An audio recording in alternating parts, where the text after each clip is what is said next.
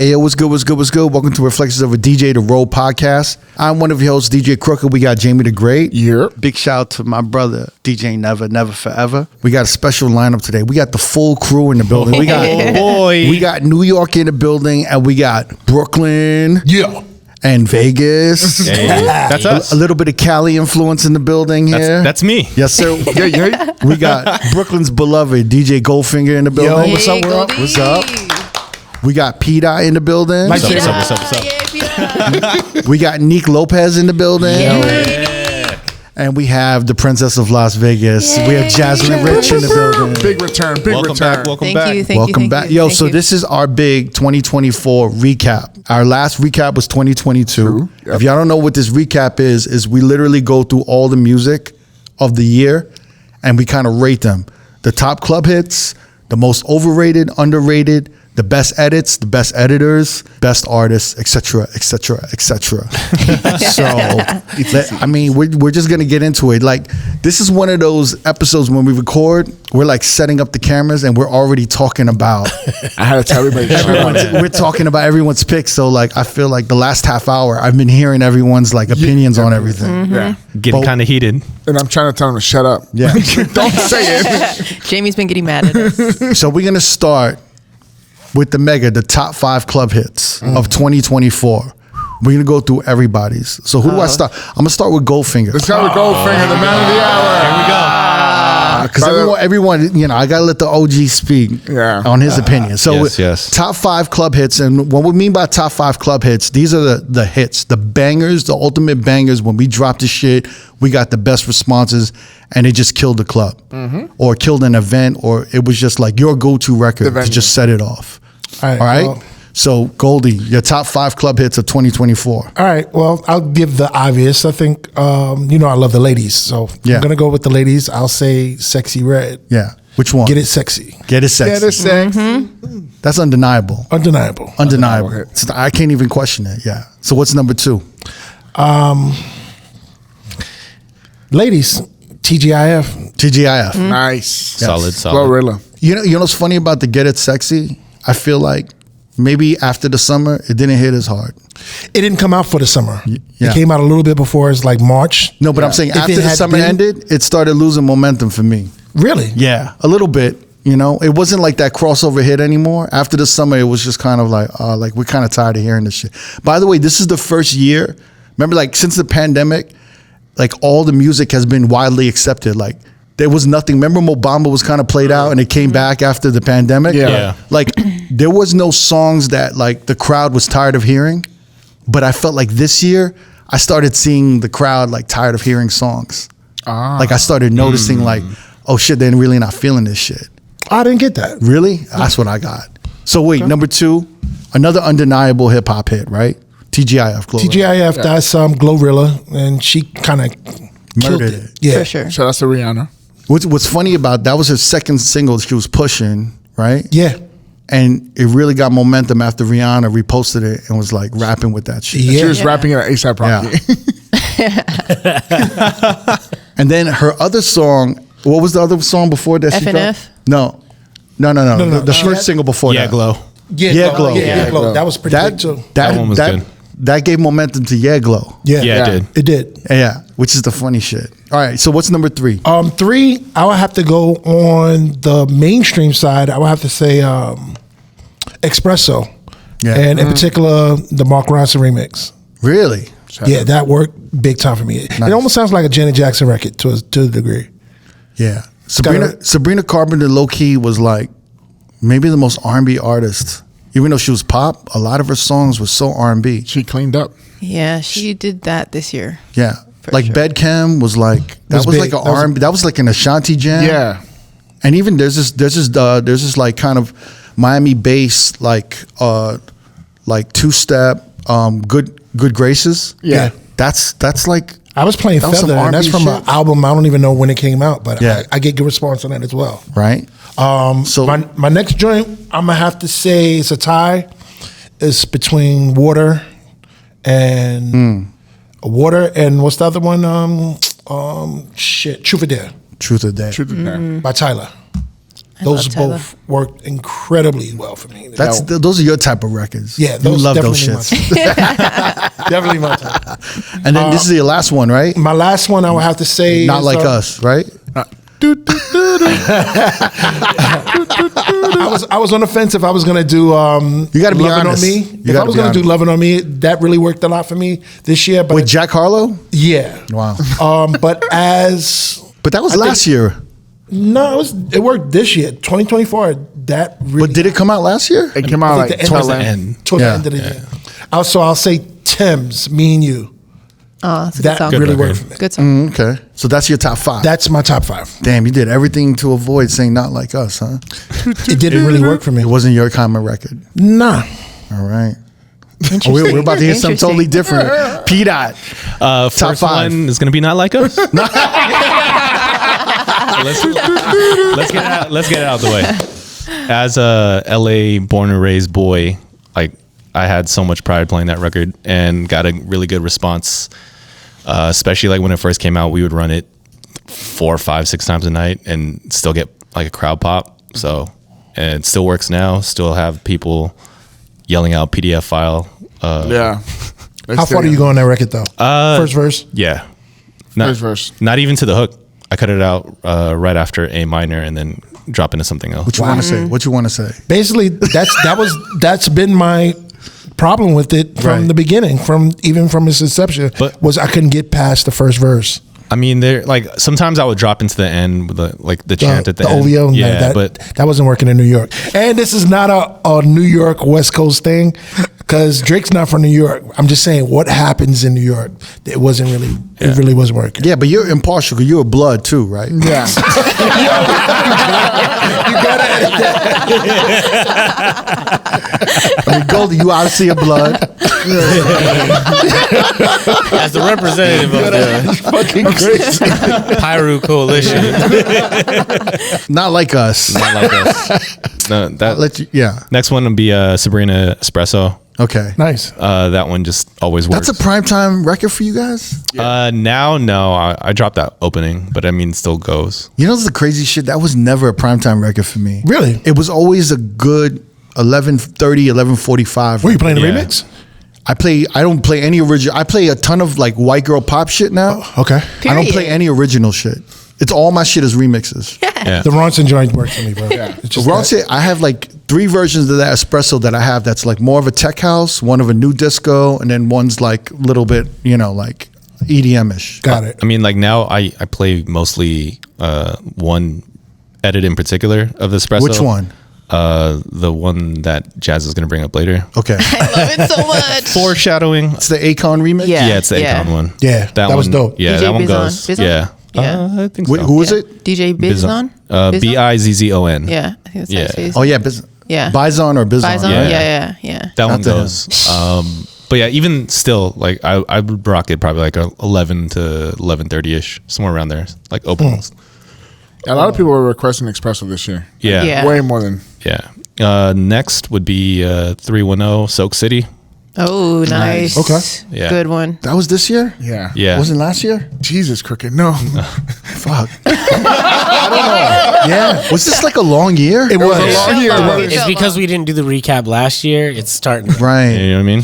That was a good one, though. That is, I fucking love Soak City. That's a good one. That shit works in New York too. Yeah. It's, Everywhere. It definitely does. Everywhere. Yeah. Definitely does. and That's the new back that ass up. yeah. It's so fucking good. Even that, you could just bring it back to the piano. Yep. And then Yeah. the Chris Brown viral moment with Of that course. song. Oof. My man's. That kind of made that happen. Yeah. You know what's crazy? He's dropped like, what is it, 310 Baby? Yeah. He's dropped like 3 or 4 other songs. Yeah. They all sound Very pretty similar. fucking good. Yeah. But they Yeah, all They're sound though. good. Yeah, they are good. I But they don't- run like 2 or 3 at least every when I'm playing. But I'm surprised they didn't pop. None of them like stuck or popped off after that. I mean, That's relative. Soak City is such a massive record. Like it's Yeah, but it's the all other ones were relative to that. decent. They could have Yeah, like they just are. kept Yeah. going. But Yeah.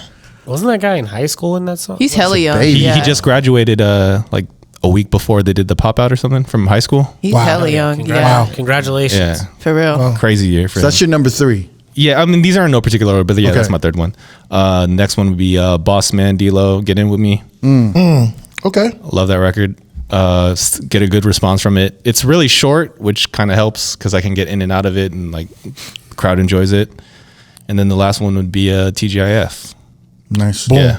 Good. Yep. Straightforward. Straightforward. Nice. What's good, everyone? This is P. Dot from Reflections of a DJ, the R.O.A.D podcast. Whether you're just discovering the podcast or a day one listener, if you've been loving the content and want more, here's your chance to support the pod, get closer to the action, and unlock exclusive content by joining our Patreon. For just $5 a month, you can join our Tier 1 R.O.A.D subscription. This is for our loyal listeners who want early access to new episodes 3 to 4 weeks ahead, your name in the credits of every video episode, and access to our exclusive R.O.A.D edits pack. For the hardcore supporters, we've got our Tier 2 R.O.A.D for Life subscription for just $10 a month. This is the all-in package. You'll get everything from Tier 1, plus a monthly bonus episode, early access to our exclusive R.O.A.D 10 and R.O.A.D Talk interviews, behind-the-scenes content, our In the Crate series, along with unreleased projects. This is your chance to support the podcast and get more of the content that you love. Join the family today at patreon.com/R.O.A.D podcast. Check the link in our descriptions. We appreciate you, and let's keep this journey going. All right. The Princess of Vegas. Low key, a lot of mine have been named already, but I first started off with Get It Sexy. That was like my number one. When I was going to the clubs and I was like in there with my homegirls, that was the one that I wanted to hear throughout the night. See, I almost put that in instead of TGIF because like they're like neck and neck for me too. Yeah, like same energy. Honestly, any sexy song, I feel like this past year has been a good club hit. Right. Respectfully, that's just my opinion. Yeah. I'll go next. Lotto Brokey. That was like a good one for, whenever I feel like I was out and hearing that, it was also went off, at least for the ladies. But also some of the guys were singing it too, so it could have been a universal. I didn't even know that was popping. Really? I thought that was slept on. No, I Really? feel like lately that's been probably her best one. I see a lot of guys singing TGIF in the clubs. Yeah. Gotta Yeah. stop. Bad no bitch choice. anthem. It's a bad bitch A lot of anthem. dudes singing gotta all stop. these songs. I ain't got no. And no, got Got me. me. I ain't got no neighbor. No neighbor got me. Motherfucker said neighbor. Okay, I'm gonna jump on the Not Like Us bandwagon. Yeah. I'll say that was another one of my top 5. It's undeniable. Can't help it. No matter. Can't help but move to it. Goldie said, What up, blood? What up, blood? Next, I'll go with Kehlani by Jordan. How do you say it? I don't know how to say his last name. Adetunji. Yeah. That's was a good pretty good. record. I feel like that was like that and Fisher were like, because they were both viral on Right. TikTok. Yeah. So whenever you play that out loud, I feel like Cash a lot of people. Cobain, man. Yeah, Yeah, that it was on one. a lot of that music was. It kind of lost a little steam towards the fall after For the sure, summer. yeah. There's a lot of songs that were popping in the summer, and as soon as the summer ended, it had a different feel. Everybody went Yeah. inside. Yeah, It had a completely different feel. agreed. But it was a new sound, so you got to give them Sexy more drill. prop for that. Yeah. I should have a I whole feel like different that's sound. the Yeah, yeah. case with most newer music these days. Like the attention span just isn't. Viral songs too, especially like Yeah. when they're trending audios. Definitely, I feel like they've been a lot of short-lived songs They'll because get they're burnt just so quick. trending, and then everyone's tired of it, and then they're like, okay, over it. What's on to the next? But it's also like, I feel like this year was the first time that we really saw like music being devalued, like new music. Like no one wants to hear new music. Yeah. It's almost like annoying. No one's really open. We have this conversation all the Yeah. time about how people are not open about music these days. But if you think about the songs that we kind of mentioned, a lot of that stuff is new from new artists Like that broke through. I mean, like, Cash Cobain, talking about Tyler. Boss Man. Boss Man No, Dilo. but there was so much new. There was so much Sexy Red. compared to the amount of music that had come out and that was out. This is like we're really like doing one of like 50 or one of 100 records that made it through. 1,000. Yeah. You know? It's true. Whereas like if it was 2018 or 17, like there would have been like 15 more tracks to talk about. You know what I mean? You know what though? Like I think this is like the best year since the pandemic for new music. Like there's way more this year than like the last couple years prior. New artists too. Younger artists. If you think about it, like all like the Sabrinas, the Billies, the 310s, the Boss Mandilos, all the new like Lotto and Glorilla stuff. Like we weren't playing that much, at least for me in the rooms I was playing, that much newer music a year or two ago. I think so. I don't know. I think new artists. Yeah, I was gonna say not necessarily like new artists because like Kendrick had the comeback. Like we've been playing some of the Drake stuff. I don't too. know. I think 2021 was kind of crazy. Like there was all this new Latin music. There was like a ton of there was like Pop Smoke. There was Drake. There was all kinds of shit to play. There was a lot. There was Tiesto. Right, It was like Mitch. there was a lot. Yeah, I think But that was still 2 years ago. So Yeah. Yeah. from then to now, there hasn't been. I feel like maybe breakouts like that. Yeah. maybe. And then what else? Last, okay, I'll say two, because one was "Getting With Me" by Bossman D-Lo also. Yeah. And then I'm hopping on the Tyla bandwagon also because I love her. But "Jump" was probably one of the. Oh, nice. That was, nice. Jump is yeah, Nice. my pick. Good picks, Jazz. All right, Neek. I don't know. I feel like I have like some recency bias, and because of the type of rooms that I play most frequently are like more throwback hip hop and R&B focused. Yeah. I can mix these songs with the older stuff. So like off rip, Kendrick 3 songs, Not Like Us, Like That, and TV Off. APT and Espresso. Love it. Ooh, good choices. I play at Pinky Ring at Bellagio. Yeah. So big like Bruno Mars fan base. APT is like the most requested song right now. Again, recency bias, but like I'm getting hit with working that for song you. all the time. No, but APT is That's a big such a record. good song. Yeah, it is good song. As far as really like good. poppy song goes, it's Yeah. fire. It's just really up there in tempo. So it's It's good. little True. tricky, Yeah. but it's good. That tempo sounds so good right now. That Yeah. 75, 150 tempo. Yeah. That's like that 140 to 150 pocket right now. It just sounds so good. It's so fun. Yeah. Because even like 120 to 130 sounds a little slow sometimes. Well, in comparison to that, I gotta speed some of these tracks up to like 136. Yeah. Just so I could teeter like 140. Yep. So wait, you got Kendrick in 1, 2, 3 slots. Yes. Wow. Damn. Look at you. Damn. Damn. No, Why you ain't check his? You just That's chomping crazy. on, chomping. Check his gang crazy. affiliation. Would you check- Yeah, lift your shirt. Let me see your He's like, check tattoos. Damn. Okay. All right, Jamie. All right. Top 5 club hits of 2024. No surprise. Not Like Us is 1. Right. Get Us Sexy is 2. TB Off, the second part, is 3. Espresso is 4. And then I have Please, Please, Please, and then 360 by Charlie XO. Oh, nice. Ooh, Please, good please, choice. please, a good one. So it was the Brad Summer. I mean, the ladies took over the pop charts. So. Straight up. Agree. Yeah. And my room is primarily like, That audience. pop music. Honorable mention, Billie Eilish. Birds of a course. feather. Yeah. Yeah, Birds of a Feather. Lunch was good too. I haven't Lunch was heard good. a good like high energy remix of that I could play. You don't go that slow in your mix? I don't know what it is. Like even when I hear like a high energy version of Birds of a Feather, the vocals don't match. No. So like the vocals are so sultry and sexy. It's like it's hard for me to play. I rarely play Birds of a Feather. What was the 105 other one she did? The up-tempo? A guess. Guess. With Charlie Yeah, XCX. Charlie, yes. Yeah, I guess in lunch. Okay, that's fucking Lunch hip-hop. was another good one. Yeah. but- Yeah, Lunch. My top 5, Hot to Go, Chaperone. That shit, every time I play that, it just turns the room to another level. And to me, it opened the doors for like tracks like APT and all that shit. Yeah. Smart. She And, didn't do good for me. Good Look Babe does good, better Maybe I for me. need though. better edits, Yeah. but she didn't do Nah, Hot to Go for me, when I drop that shit, it goes the fuck off. Wow. Pink Pony either. Okay, that's what's up. Pink Pony, I got a great edit of that, but I'll talk about that in our top 5 edits. But yeah, Hot to Go for me. I love that track. That just I to me, agree. it opens the room up for like, all right, I could do 80s. I could do, it's not working, or if it's not hitting as hard, I go into Killers or I go into hip hop. It's 75, It is 150. a really good pivot song. Yes.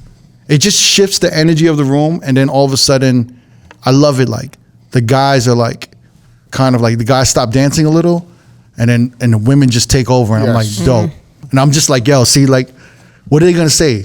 Right. It's a funny song because Yeah. like I personally don't like it just because it's not my style. Not to say it's a bad song, but it clearly works. Yes. Yeah. And it could be one of your biggest songs of the night. Yeah, I love it. I look forward to playing that shit. That's the one thing I did like about her. She did open up the doors for other stuff for you to play. Oh, Like- this is a great artist. Yeah, and I mean all these, Charlie and Sabrina as well. Yeah. My second one is Shiver, John Summit. Like that to me is like an EDM anthem. When I know I just gotta fucking destroy the room with like fucking pyro and like, confetti, I'm like, yo, let me cue this Shiver shit and just like take him up to another level. That was undeniable. That's probably maybe the biggest fucking EDM record of the year. Yeah, John had a good run this year. And then I'm gonna look. I agree with you guys on TGIF. I agree with you on Get It Sexy. And I don't love playing the song, but I had to play the song, and that's just a testament as to how big the song is. But not like us. It's just one of those songs that I would just play. And this is the crazy thing, Goldie, is that usually when I keep playing a song, I tend to like it. Right. And I appreciate it. Right. Not Like Us is still one of those songs that no matter how many times I play it, I still don't like it. It's not for you. It's not for you. What do you know think what I mean? What do you think it is? Is it the lyrics in the record, or is it who's rapping? I think it, sometimes we forget. I think this is what people don't realize with hip hop and rap. The voice is so important, and the flow. It's like it's music, right? It's audible. It's sonics. And like Lil Wayne had maybe one of the most undesirable voices, but his delivery and his charisma and his lyrics was so fucking good. That's such a good. And he would get into the pocket, and you'd be like, I remember hearing Lil Wayne's voice. I'm like, oh my God, like so annoying. Especially, it sounds like he's crying. And then like after a while, you're like, wow, he's really just fucking killing it. And then he's singing on certain joints. I'm like, God damn, he sounds good. Kendrick to me, sonically, especially when we're going against something like Drake, where to me sonically his voice, he's maybe one of the best vocal performers in hip hop, I would say. Okay. I feel like it's very hard for me to enjoy listening to Kendrick rap. So like even if he's doing okay, I'm just like his voice is really not hitting. I just don't like, and I don't appreciate some of the West Coast offbeat rapping. Sometimes I just need them to hit the pocket a little bit. But that Cali, LA kind of like, who's that OG rapper that E40? No. Well, him too, but who's the dude with the Oh, perm? you're talking about Sugar Free. Sugar Free. Yeah. Free, yeah. I love the way Sugar Free does his shit, but everyone who kind of tries to do his style, they don't really do it right. Low key, he's the father of that. Yeah. Yeah, He yeah, really is. But like He really is. everyone trying to like copy that shit, like even doesn't always it hit. doesn't hit. Like you even sound like Blueface, Blueface, yeah. Blueface didn't hit, and then they're just doing like it's like hearing motherfuckers do like crab scratches, but they're offbeat. Yep. You know what I'm saying? Like it's just like it doesn't hit. And for me, Kendrick, like a lot of his flows and his voice, it doesn't hit for me, man. But like Not Like Us, it's undeniable, man. Like I can't deny it. That was a definite club hit. And there's another song I can't deny either that's huge. And it's like I have to play it too. And I kind of like I enjoy it a little bit. I probably, you know what I mean? But, There we go. But it's Move Adam Port. I took that off my list. Okay. That was Yeah. up there too. But Move Adam Port is like, I'm a little torn because I like the song, but it's also like maybe like Cringy. It's like gentrified Afro house. Gotcha. Right? And it's crossover Afro house. But I have conversations with MoMA, and one day we'll have MoMA come on and talk about it a little bit more. But it's like, oh man, I really wish there was another person behind this record, that really represented Afro house authentically. Well, you know what? It's like some of those records are needed to kind of usher in the door for the real shit. Mm-hmm. Do you know what I mean? So it's like sometimes it's the purpose, man. You know what I mean? But I think there's more to talk about of the appropriation of Afro house and how it became the soundtrack to like this whole nother like class group of like, Burning Man, Tulum, like Tulum vibe. billionaires like who are just who just appropriated that sound. but you don't have a way to control who accepts it. You know what I mean? It's not really the music. It's like Who Let the Dogs Out? As cringy as that song is, it still sold 6-something million. And with those 6 million, it introduced a whole bunch of people to other music that they actually, you know what I mean? Bought. But Baja? What is it? The Baja? Yeah. Baja Man. Yeah. Yeah, but what other music did they have? No, I'm not saying their But music. like they I'm got talking more about into music Caribbean in music. general. like Like it dancehall introduces. maybe. Was that a Caribbean song? Yeah. Yeah. Oh wow. I don't think that opened the door to Caribbean music. No, it did in a way because you got 6 million people that weren't buying anything else. They bought your song, so they're out there now to buy music. I'm coming from a retail I standpoint. hear what you're saying. I'm coming from a retail standpoint. But I don't think You know it, what I mean? I don't think it ushered in like like Sean Paul and all this and dance hall and shit like But that. I think Sean Paul every ushered little in bit- the every appreciation little for bit dance helps. hall, Every little bit helps. I see. know. I, I see get what you're saying I see when you're what like- Goldie's saying. Like, I get what you're saying when you're like from a consumer aspect, like, Like, you from don't the know crossover who's gonna buy standpoint. your shit. But I guess when it comes to like I mean, who's making it, I think that's after an that, interesting. I think it's an interesting. I'm looking thought. at it from a retail, and I'm thinking of if you're coming into the store, you buy this. Here's a better argument for you. Go ahead. Snow, right? I'll say, Informer. I'll Snow Informer. I love that song. I'll say song. Shaggy. I'll say Shaggy, right? Shaggy, it wasn't me. I think that the same people that loved Shaggy, It Wasn't Me, are buying Ed Sheeran. But Shaggy's Jamaican. But I get that point. But I'm Right. saying I think they're buying Ed Sheeran. But Snow with the- Informer the is Shape of exactly You? like Adam Canadian. Port and fucking Move. I get what you're saying Yeah. on that point, but I'm saying that sometimes it takes a big song To to open the usher door. in to push it to somewhere else. Maybe. we need. I someone, like the we snow need- thing because it is kind of like No, it's very exactly similar. like that. Yeah. You know. Yeah, because it's almost like I mean, damn near offensive. I think there's a deeper conversation about this, but it's like we need to talk about. We need to. I'm not Eddie of here. the culture. Yeah, we need to talk to the people. We need to talk to MoMA and people who have been like behind African music and Afro house For the last 10 jump. years, yeah. and At to least. kind of follow the trail of how it got here. Yeah. Yeah, what does the scene think? Yeah. Like follow the crumbs on like, wait, how did this get here? How it all unraveled. Right. Yeah. I mean, it got huge. This was the soundtrack at one point to the For the fucking last Lion 2 King. years, yeah. Like Afrobeat became the sound of like Disney got a hold of it. So Yeah. like Yeah, that's crazy. it's I forgot gonna about get that. here. It's gonna get to this. Yeah. At some point if it gets that big. So I feel like there was a lot of good Afro artists this year too that kind of like really broke out and really like gave us something new when it came to that genre of music. Like who? Like Tyler. Tyler, Thames, Wizkid. I mean, Asake with that yeah, the joint with that- Travis. Asake. That's my favorite. One of my favorites too. I should have listed that honestly. I agree, but I just think the artists that came out like maybe a few years ago were way bigger. Oh, yeah. Like, like 1,000. Burna Boy. Yeah, 1,000. And all these other Yeah. artists. I love compared to Burna now. Boy too. Yeah. Even like Rima and all these Yeah, with the true, crossover. true. Yeah. So if we were to decide one majority hit for 2025, what I'm hearing is Espresso. It seems like all five, like out of 6 of us here, all 5 of us mentioned Espresso, and then another 5 mentioned Not Like Us. Yes. Mhm. So which one do you guys think is the number 1 record of 2025?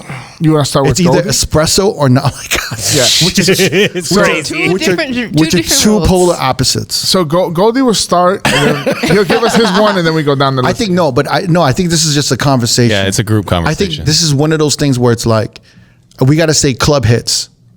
I wouldn't say that Espresso is a club hit. It wasn't something I would play prime time and it would just fucking have the room erupt. That's why I got to give it up to Not Like Us being the number 1 I club keep the hit of- room easier playing Espresso than I would Not Like Us. I understand Espresso because I have a new disco edit that's pretty good. Espresso's And gonna that stay made off it club friendly. Yeah, but it's Espresso's not a gonna stay club on for hit. 3 It's not a club hit. It's not something you drop and then the room completely like melts. Do you know what I'm saying? Yeah. That's Not Like Us. Not Like Us is the my It's number not the song you happens- bring the bottle out to. No. You know what I'm If, saying? if that's the way you're looking at it, you're correct. Well, that's why top In the club, top 5 yes. club hits. Club. I didn't say like top 5 Songs sexy in general. songs or like warm up. two-step. Club. I'm gonna vote Not Like Us. Yeah, I think Not Like Us is number 1. It's undeniable I'll go with Not Like That. as far as a club hit. Even though Goldie, He's like, nah. damn, what's up, blood? All right, so we all agree, kind of not like, except Goldie, that Not Like Us Yeah. is the number 1 record of 2024. Yes. Yes. yes. You better take off that hat. You better All right, so we have top 5 edits. Some of y'all don't have. You're like Goldie. You hardly play any edits, right? Yeah, I just played this one edit. I found this, and I can't even really remember. I think I might have found this on YouTube, but this is called "Princess Going Work It, and it's Amare featuring Missy Elliott, and it's a edit of Icy Red and Tomei. And the other one is a really good record that was down tempo, and I like the record, but with this new sped up version is incredible, and it's called Back on 74. Yeah, it was the Full Crate remix. Really? It's a Full Crate remix of Back on 74, and you're talking about the R.O.A.D remix, right? I'm talking about the R.O.A.D remix. Yeah. So shout by to Jungle. Shout to Pete Down. Yes. And it was, so this is a record. The Full Crate remix was like a version that I loved, right? I mean, we can all agree that remix is amazing. And then I was just like, man, I want like an up-tempo playable version of this. And me and Pete Down worked on one, and he's amazing. And he made like a great version of it. It works in all the rooms that I play at, and it's kind of like a discoverable record. Like people, hey, I like that record, but it sounds different, Yeah. It's one of those type of ones. No, I appreciate you giving us props like that. Plug. You can find us on the Patreon. You know you Right. were obligated to bring that record up being on this podcast. That's part of your contract. I Pete out. What are some of the edits? So I got 3 that I've been really playing this year. Okay, so the first one that always gets like a huge pop for me is this Gwen Stefani Hollaback Girl remix by Davis, and it's Hollaback Girl with Tokyo Drift mixed in, and it's like a Jersey club tempo, so it's like 145. So Nice. so when we're talking about 130, 135 feels kind of slow now. Like I'm pushing up that far, pushing it to 150, 155, and Nice. yeah. So that one always goes off. The next one would be the new side piece remix of Diplo and side piece On My Mind. Right before it drops, it goes like halftime, and it goes like you say On My Mind, and then it goes halftime, and that always makes the crowd go like, what the fuck is happening? And then it goes back into just 128. Love it. Yeah. Always a good surprise right there. So that always works. And I think with all these edits, we're gonna make a Dropbox folder for all our Patreon subscribers. Dope. Sweet. So that they can just pull all our favorite edits. I hope the editors are cool with that. That we're just Sorry, guys. We're not trying to take away from your Bandcamp or nothing, but I think we're shouting you out. We'd love to hook our Patreon members up with that shit. Yeah, just spreading the good word. Yeah. So what's the third one? And then the last one that I had was the Bison edit Espresso by Sabrina Carpenter. That's what you were talking about earlier. Yeah. My favorite of the year. Yep. With the Akon beat over it. Just always goes. So And Jaslyn, that's also on your top. That was my number one. Your number my one. number one. My number one. I played it in every set that I had for probably damn near half the year. Yeah.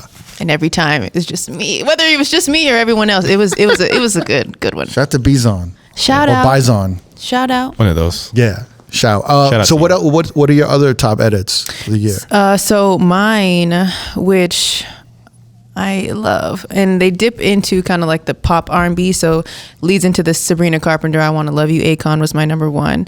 My second was Long Way to the West Side by Amorphous, which was the Ariana Grande Cassie edit, which also went pretty viral this year. Yeah. And Amorphous came up with that Luther Vandross and Rihanna. Yes. Yeah. So he was definitely on my list this year. I have a TGIF Walk It Out edit by Jablonski. Oh yeah, I play that one too. That one goes. That one's good. I like that one. And I have a Taylor Swift Anti-Hero Kungs remix, and it's pretty good. Yeah. Those are my top for the year. That's not bad. Yeah. I know that one. I need more Taylor Swift edits, man. Yeah. quick I got a edits. ton. Yeah. Because they get requested, and I'm like, fuck, I don't. No. You just gotta look it up on some of the sites that you're on. They're on there. Okay. Yeah. Just I type like in it. Taylor. Go to every site and then go on Bandcamp or there's a ton There's of some them. good Trust ones, me. yeah. There's some good Just ones. got to do the research. Neek, top edits of 2024. Top edits of 2024.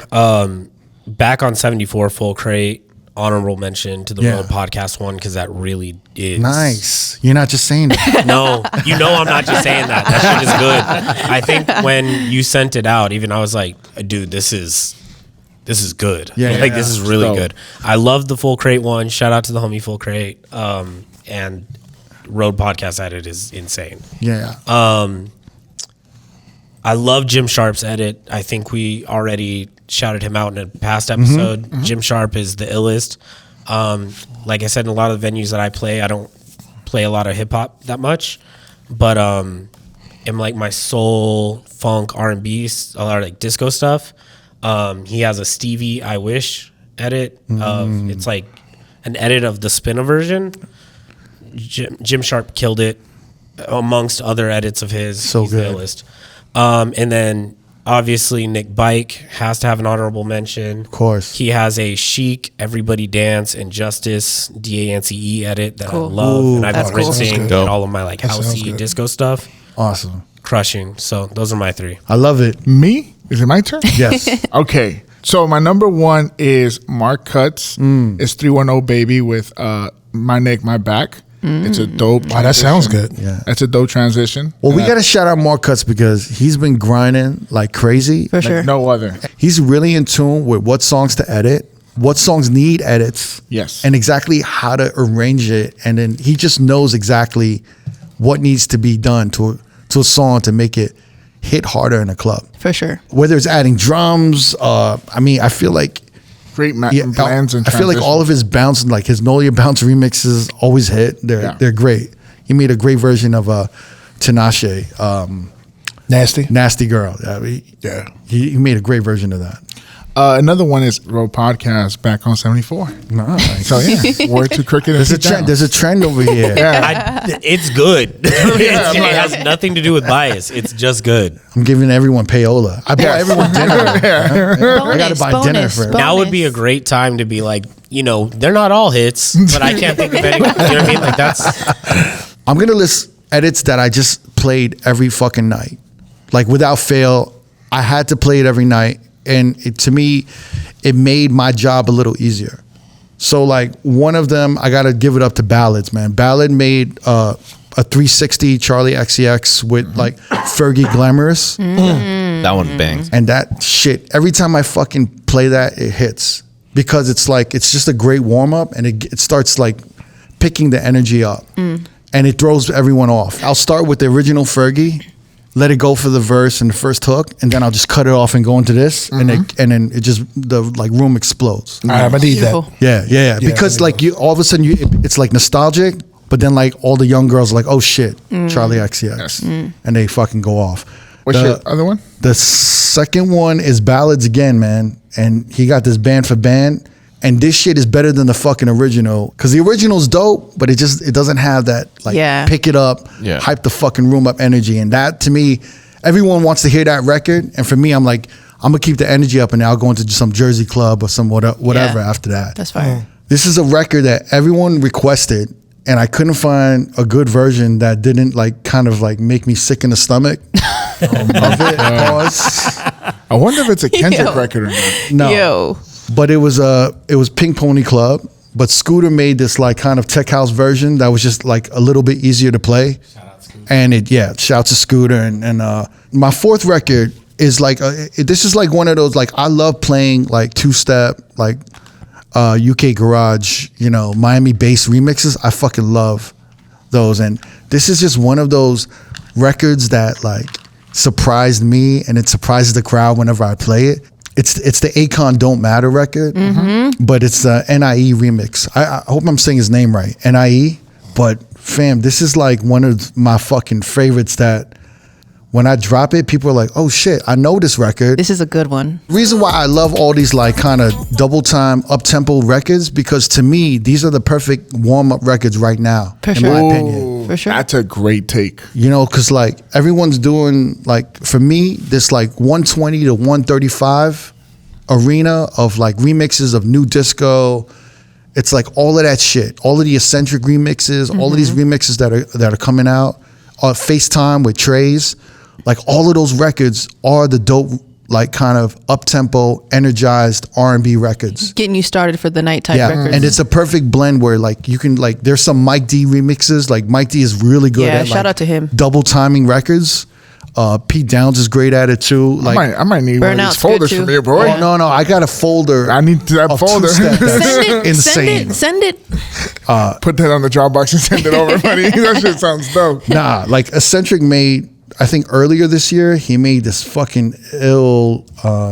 He had one that I didn't mention too. That was like a Miles Medina remix of "Somebody to Love" by Justin Bieber, and that was a good one this year too. That was a good one. Just throwing that in there. It was the Lloyd Get It Shorty. Yeah. He has two versions of that. He has that one, and then the one with the baby Keem on it, the original vocals. So I'll cut from Keem to that one. Yeah. Yeah. But like, that's not in my top 5, but it's in my top 10. That's shout to you, Eccentric. Yeah. Eccentric. But my last top edit of 2024, I'm not the type to big up our own shit, but that, Jungle Back on 74, Woo!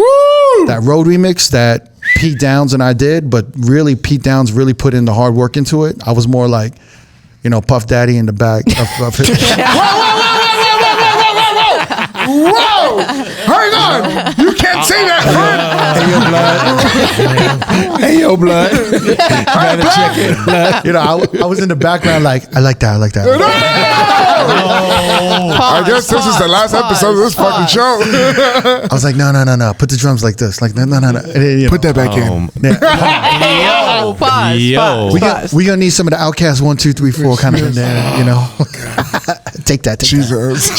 Goldie's like, You know please. what? I give it to Pete Down. Pete Down, you did an amazing job with that. Yeah. And Killing it all. that's at my top. I look forward to playing that because I love that Full Crate remix. And then I could play it in an energized setting. Those are our top edits for 2024. I need those. Yeah. I need all those. Now let's talk about the top editors. We got to list some of our top editors. Definitely. Let's get it. I have more than 5. I did have more than 5, but I narrowed it down. But, you guys tell me, P-Dot, who's your top 5 editors of 2024? Top 5 in no particular order, starting off with Eccentric. Of course. Man, so many edits that he's put out. I mean, like, all of these guys have been consistent all year long, but I play a lot of his edits. The Rich Baby Daddy, $1 Million Baby one is crazy. Yeah. The Fisher one is crazy. The one that you just played, the Lloyd one is crazy. I think he may have made the best remix to like Don Toliver's new drop. That one was good too. That one. Where would I find these joints at? Like, do you go to their sites? That's on his Patreon. His Patreon. Yeah, And Follow SoundCloud. their Patreon, guys, because they drop like 2 folders a month. Yep. And they're fully stacked. In Yeah. So there's certain editors, and it's almost like you're kind of like following an artist or a musician. Yeah. But it's like you're paying for a monthly subscription Right. to get their edits, and they might make like 20 edits a month. Right. And then honestly, like you're lucky if you play 2 out of the 20 that are dope. But- like if they got 2 edits out of 20 edits that you're like, yo, this is fucking good.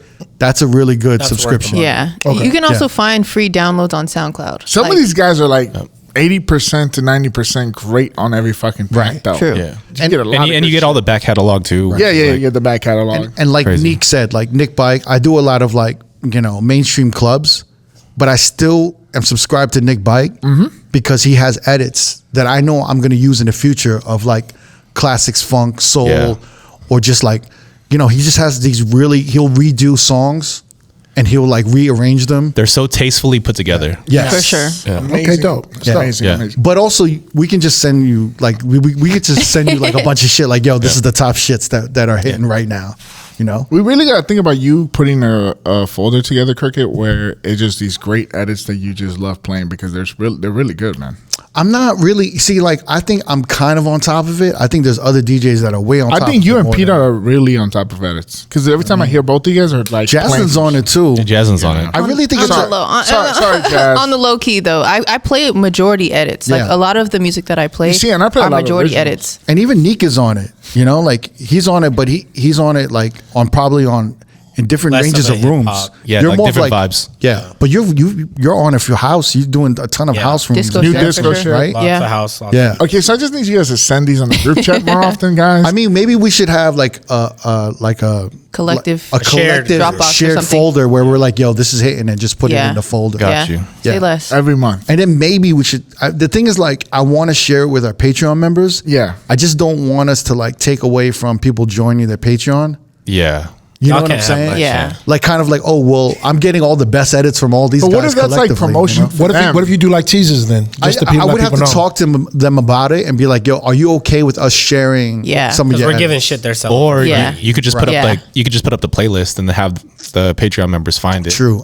We got to You know what I find a way to do it Yeah. where they can Yeah. they get If you're the They still homie, get holla profits at and me. Yeah. their kudos for Right, what they're right. doing and making. Yeah. Yeah, because if you're going to put like one or two from them, and you're not necessarily putting their whole folder up, I don't think they'll mind. It's like a single promotional kind of thing. But it's still But better if to it's like ask. a But it's big still- one, Yeah. that's It's better to worth ask. paying for. So I Yeah. But think yo, it's better to ask. honestly, a lot of these remixes on DJ City and they're on True. all these record pool sites. Which they're is still- on you DJ gotta City. pay A to lot get of this that. shit I get on True. DJ City. Oh, Which you have to subscribe. All right, so Eccentric. Yeah. Love Eccentric. Next would be ballads.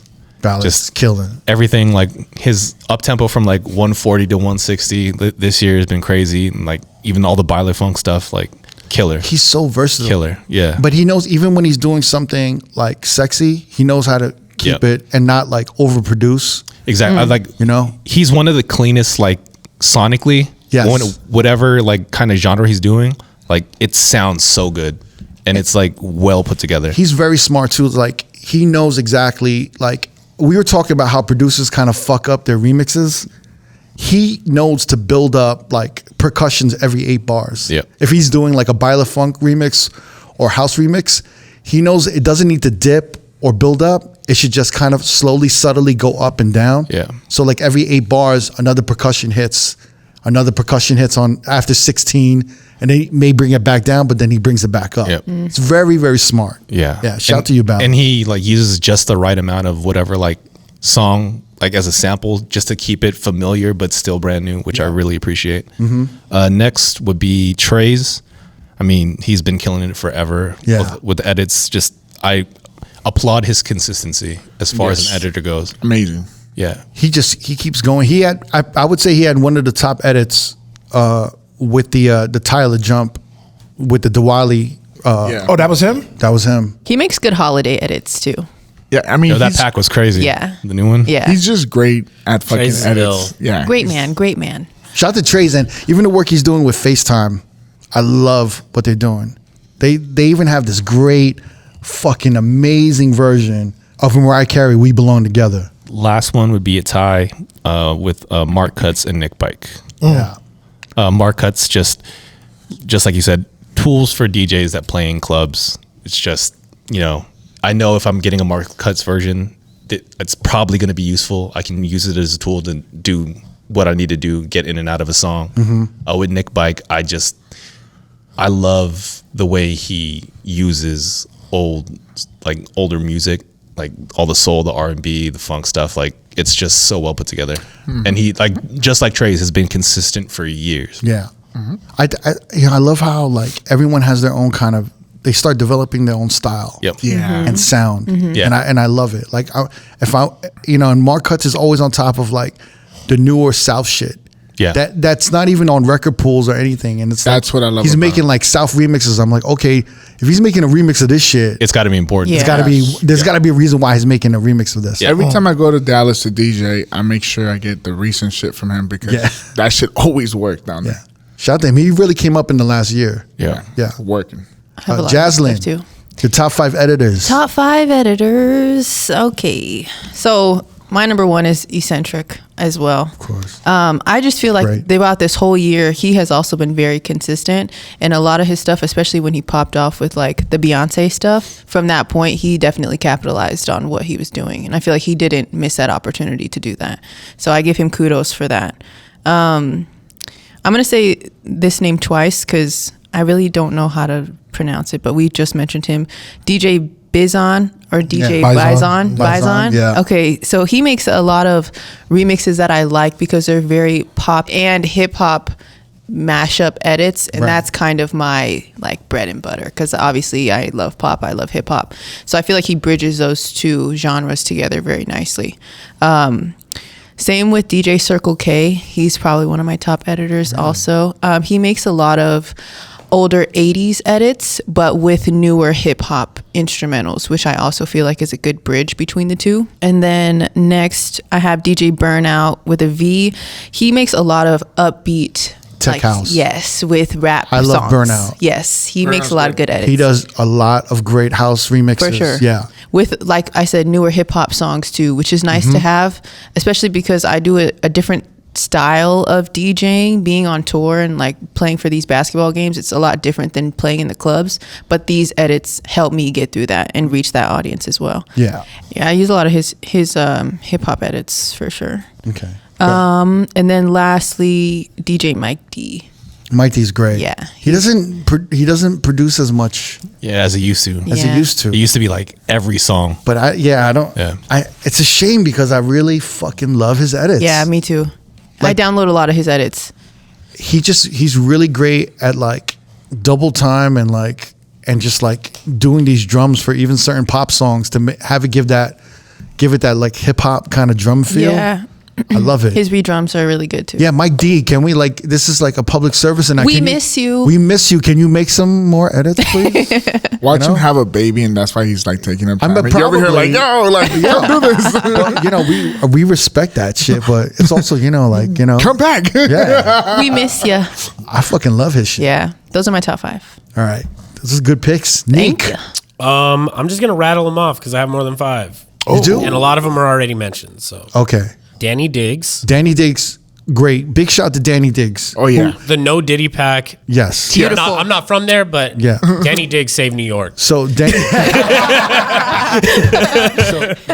Danny Diggs did an amazing Bad Boy edit pack with no Diddy ad libs or raps or vocals on any of the songs. It's like he never happened. Right. But he made probably one of the best versions of That Benjamin's one. Benjamin's remix. Yeah, Benjamin's that's one with is Cypher Sound. So fresh. Holy shit. Shout out to Cypher Sound. And he made 2 versions that were outstanding. One was like the live fucking verses The live from the one. verses, and then the AI Yeah. Jadakiss voice. Young Kiss Jada. one. That was crazy. Yeah, you had the 2 different Jadas. I think Young we and old played Jada. those, right? We played those already? Yeah, we Yeah, played we those have. in the past. The great Danny Diggs. Shout to Danny Diggs. Full Crate. Full crate. Trays. Yeah, Full Crate's amazing. Yes. And he's been touring like crazy all year. I think he got a Grammy nomination. Yeah, he got yeah. Yo, So sick. Literally, Full Crate got a Grammy nomination for that Jungle Back on 74 remix. Yeah. Are you kidding me? fire. No. Yeah, it's official. I just on Record Store Day it came out. They pressed it on wax. Like, Yeah. it's, And then we just made an up-tempo version of that remix. Wow. But I hit a Pete Downs and I was just like, yo, we weren't off target with this because it was fucking nominated for a Grammy. Yeah, it's- Crazy. Yeah. So in the hood, you're nominated for a Grammy. No, Grammy. I didn't do that's a that. hood Grammy. Yeah, that's a hood Grammy right there, boy. You certified You plastic. did the remix to the remix. Certified plastic, my guy. That's amazing. Full Crate. Trays. Amazing. Trace. Always. Nick Bike. Nick Bike. Eccentric. Eccentric. That's like the the Mount Rushmore. That's the of Mount that. Rushmore. Honestly, That's the big 3 right now. Hey, honestly, if you only followed 4 or 5 guys, it's them. You're Yep. good. The big 3. Jim Sharp. Jim Sharp. Yes. Crazy. Epic from Sacramento. Epic. Oh, Epic is good. Epic Wait, is wait. Give me a couple Epic edits. I'll send him over. Epic. I want to go to his vinyl bar. Yo, he's ill. He's Yeah. the illest. He has a vinyl bar? He just opened the vinyl bar. Let me see if I can find some. He did one of my favorite ones that he plays that he did this year. Yeah, was yeah. Get This Money. It's Slum Village, Get This Money, and Cool in the Gang. Wow. Money. And they're like opposite ends in BPM, and he kind of like met them in the middle. What's another one he did? He did it's Zapp and Roger and Tupac. Ooh. It's, Damn. Oh, I've heard you play that, Ed. I play that one. Yeah, I play that. That's like a big opener for me. Yeah. Oh, wow. I love that one. Drop it in the folder. Yeah, it's too ill.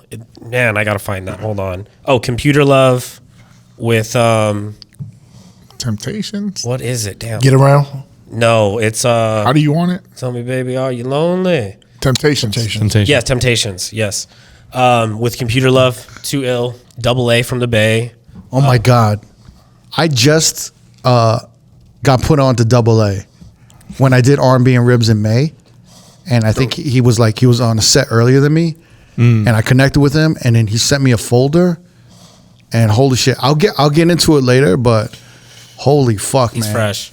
When he's hitting, when his edits are hitting, they're hitting on all cylinders. Like maybe some of the most beautiful edits I've ever heard. Wow. I'll play some of them later, but yeah, AA. I can't say enough about that motherfucker for sure. Adam W. Where's Adam W from? I don't know where Adam W is from.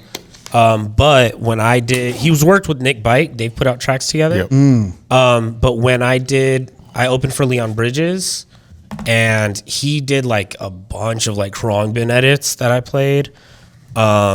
He has like a ill like Kali Uchi's edit. I'll send those over. Wow. Yeah, he's kind of like a Nick Bike. Yeah. Does a lot of like old school stuff. He's fresh. I just feel like we have an opportunity to shout out a lot of guys. For sure. Nah. Out of like Pete Down, Flip Out. Beat down for sure. Oh, Flip Out for sure. Shout out to Flip Out. Flip Out. Yeah, Flip Out. He fucking works. He just keeps making shit, yo. Shout to Flip Out. And then Jitty. He makes like a lot of Jersey. Jersey Club. Yeah. Wow. He's fresh. He's too What's ill. your favorite Jersey Club remix this year from him? He did Pink Sweats, and then he did Jersey Love. Those are the two songs that I'm into. So Pink Sweats, Honesty, and Jersey Love. Those are my two favorite tracks of his right now. You know what? I'm gonna double down on AA, and I would say he's made some of the best edits I've heard this year. I just saw him last week, actually. Yeah, Shout out to you, bro. Shout out to you, AA. I mean, these are the songs that like when I play them, I'm just smiling like ear to ear, and I'm They actually feel enjoying good. this They shit. feel Yeah. good. They make you feel good. Another editor I have to shout out. Is this your 5? This is my 5. So Skip me, huh? oh yeah, you want Just continue. I'll finish it Keep off. that in. Keep that in. Keep that in. Take that. Crazy word. I'm like, well he mentioned AA, so I was like, let me no, just but double that was down great. on that That's shit. great. You know what I'm saying? Yours, yeah. Double. Mine already been mentioned. So I'm like, I love this, by the way, that you have this segment. Where you I think play it's all the- important I think because it's very it's like- important. Yes, It- because it's putting. The only reason why I want to, this is so important because it's like no one else is talking about these editors, Yeah. and we have to be the only voice to talk about it and shout them out. If there's one platform to do it, it's definitely this podcast. Right. Dude, he's gonna. There's so much about this shit. So. For sure. There's one editor that I think they're from overseas, or I think I'm pronouncing his name wrong. It's DeSofer or DeSofer, but his new disco edits have been crazy. Yo, he has like a dope collection of 80s shit. So he does like all these 80s remixes. Love 80s and like remixes. 90s shit, and it's fucking amazing, bro. Shout to DeSofer or DeSofer. I think he's been doing a great job this and last year. Another editor I want to shout out is Zillionaire. Zillionaire has been fucking killing it on the same level, where he's just making like really great remixes of like pop music. Shout to you, man. It's been really great shit. You know, my 4th top editor, I got to give it to Ballads. He's just been killing it. We spoke about him. Yep. He's just killing it he's just so versatile, from Baile Funk to like, you know, UK Garage or whatever, you know. Yeah, even when he was doing like on my piano and stuff. Yeah. Just fire. He's just great. I got to shout out everyone you guys listed before, but I got to give props to Pete Down. Every week I get an email from him. He just knows how to beef up the drums on certain tracks. When he does like Latin edits, he fucking kills it. If you can get on Pete Down's email list, please get on his email list. Yeah. He makes these epic intros for certain songs, and he just knows, he has really good club sensibilities. He knows how to arrange music. I even sometimes just like, I'll send him a song and I'll be like, yo, can you just do like your little Pete Down, you know, magic little on it? spice. Yeah. Like, you know, this shit just needs like some extra drums, or like, you know, like it needs a better intro. So like I always play his versions of shit. Yeah. So Pete Down, you know, shout out to you, man. And yeah, Jamie, your top 5 editors. Well, my top 5 been mentioned throughout the whole episode. Now is Mark Cutts. I mean, he's been just consistent. Crazy, Everything. yeah. Audio One again keeps it consistent too. With Audio all the, One, yes. with all the new edits. All the new songs. He sends me all the edits with the intros and outros.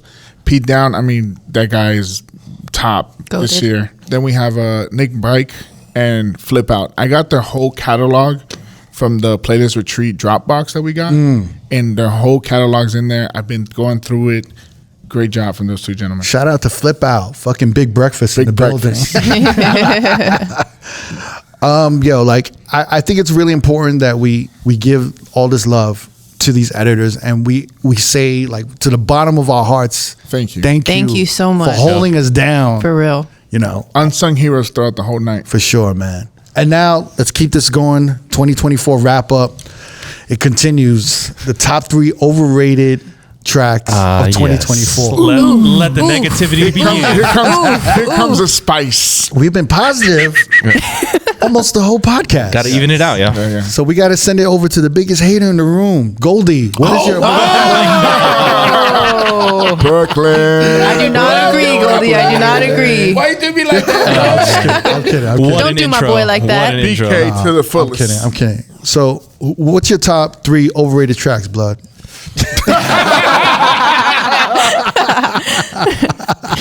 Yo. I will say Yes. I'm looking forward to this. I'm gonna state the obvious. I think that The obvious. I think that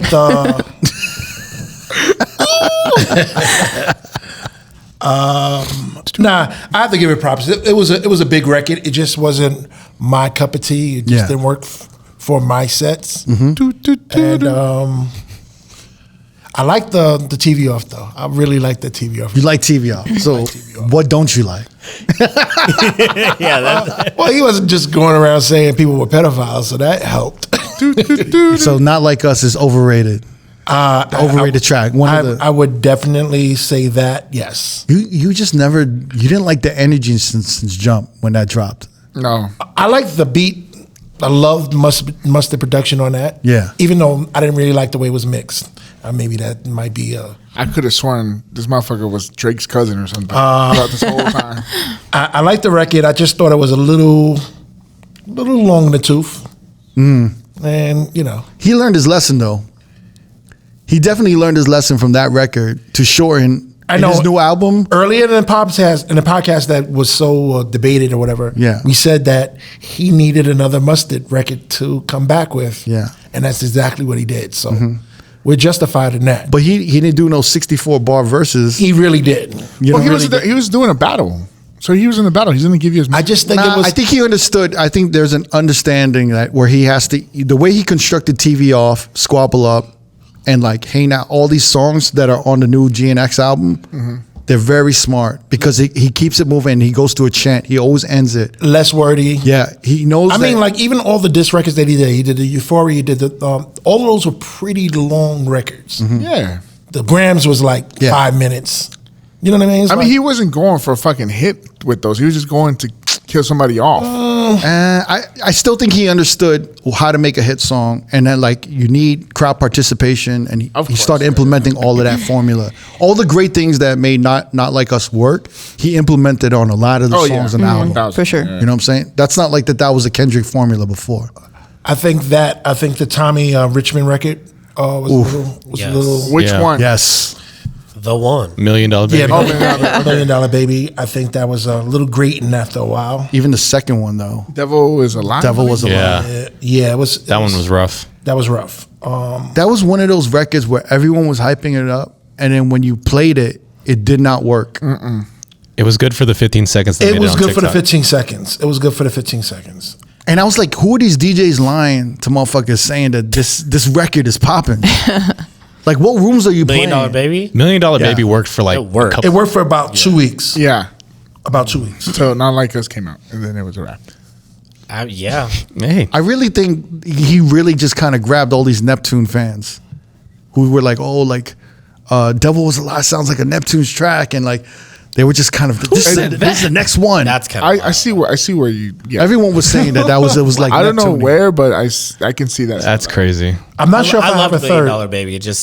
It died very quickly. Yeah. Yeah. I'm not sure if I have a third. You love that song. I love that Yeah. song. You loved it? I loved it. Remember when he was on the I podcast? shouted it like Yeah. when it first popped off. I was Oh, yeah, like, he I- was- He was He was on here. he was like big shouting out the song on the podcast for I was like, early too. Fuck that. Yeah. I loved that track. That was his favorite track.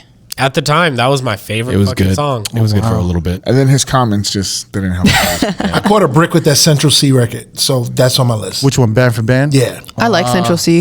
I like the record. I like the idea of it. I like the fact that Little Baby sounds like Little Baby on the record. but it just never flipped. I agree. That's why the ballads remix for me, it That keeps it sounds moving. dope. Yeah, I would play that. I would go back to it. Yeah. But in the middle, it just doesn't pick up. It's one of those records where I sometimes forget to play it, but then I honestly, when I'm in New York, I get a request. I get 2 requests for those every night I DJ. Some Central C or that Band for Band, or Sprinter, or any Central C. Like it just on the East Coast, I feel like it's just necessary. You need that presence for. Oh, and I also forgot the other very glaring, Overrated. very glaring one Yeah. was Texas Throwback. Texas Oh, Hold'em. Beyonce. Hold them. Texas. Beyonce. Oh, Texas Hold'em. That was overrated. Yeah.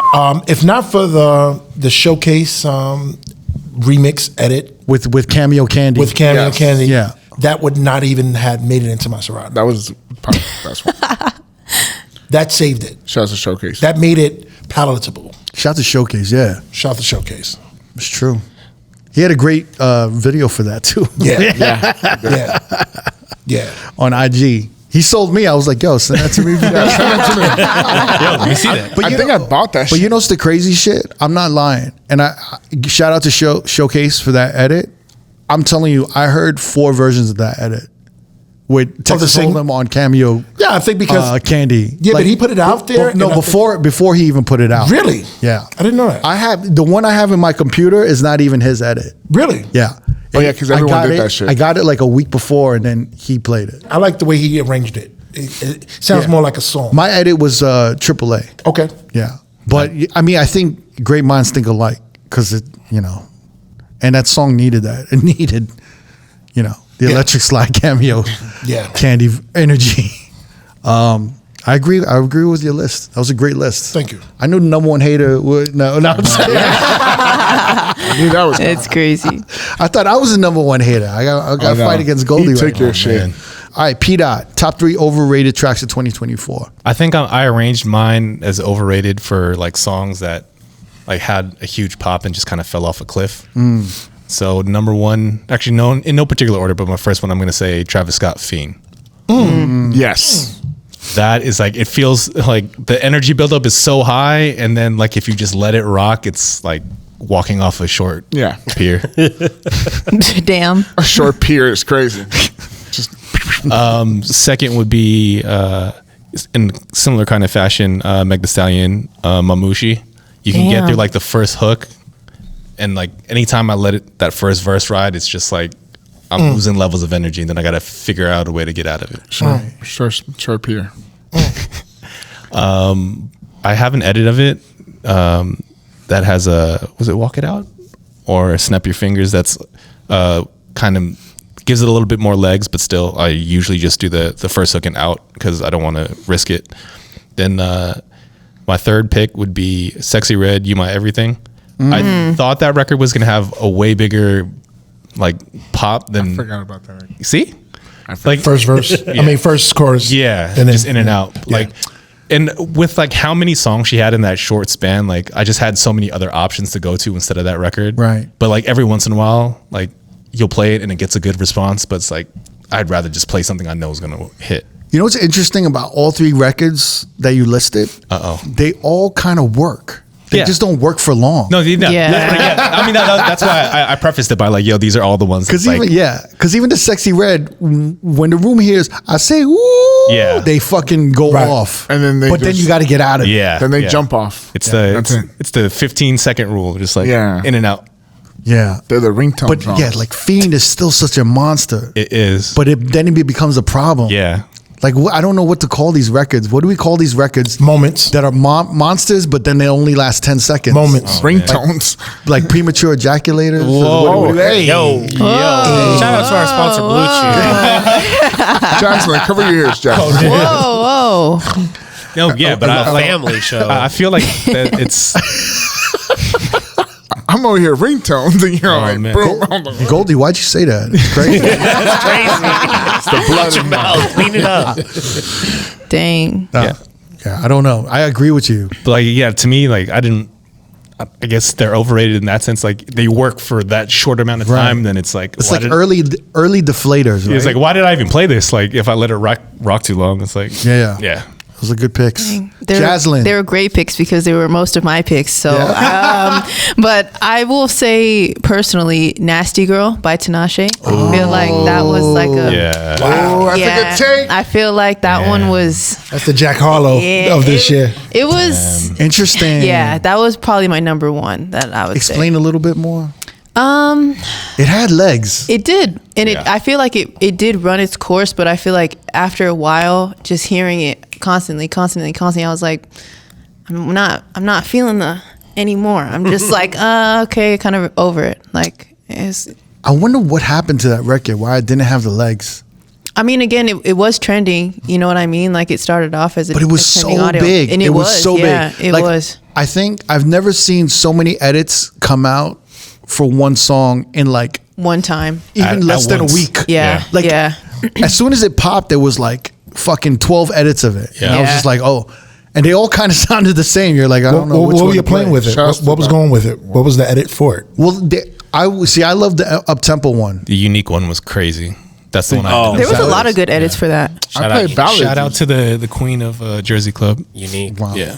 I had one with Jay-Z. It was like a mashup. Oh, that was T-Mark. That's cool. Shout to T-Mark. That was a T-Mark joint? Yeah. See, I don't know. See, I have to. I Just Want to Love You, right? Yeah. Yeah, that was T-Mark. Shout to T-Mark. That is T-Mark. That is T-Mark mashup. Yeah.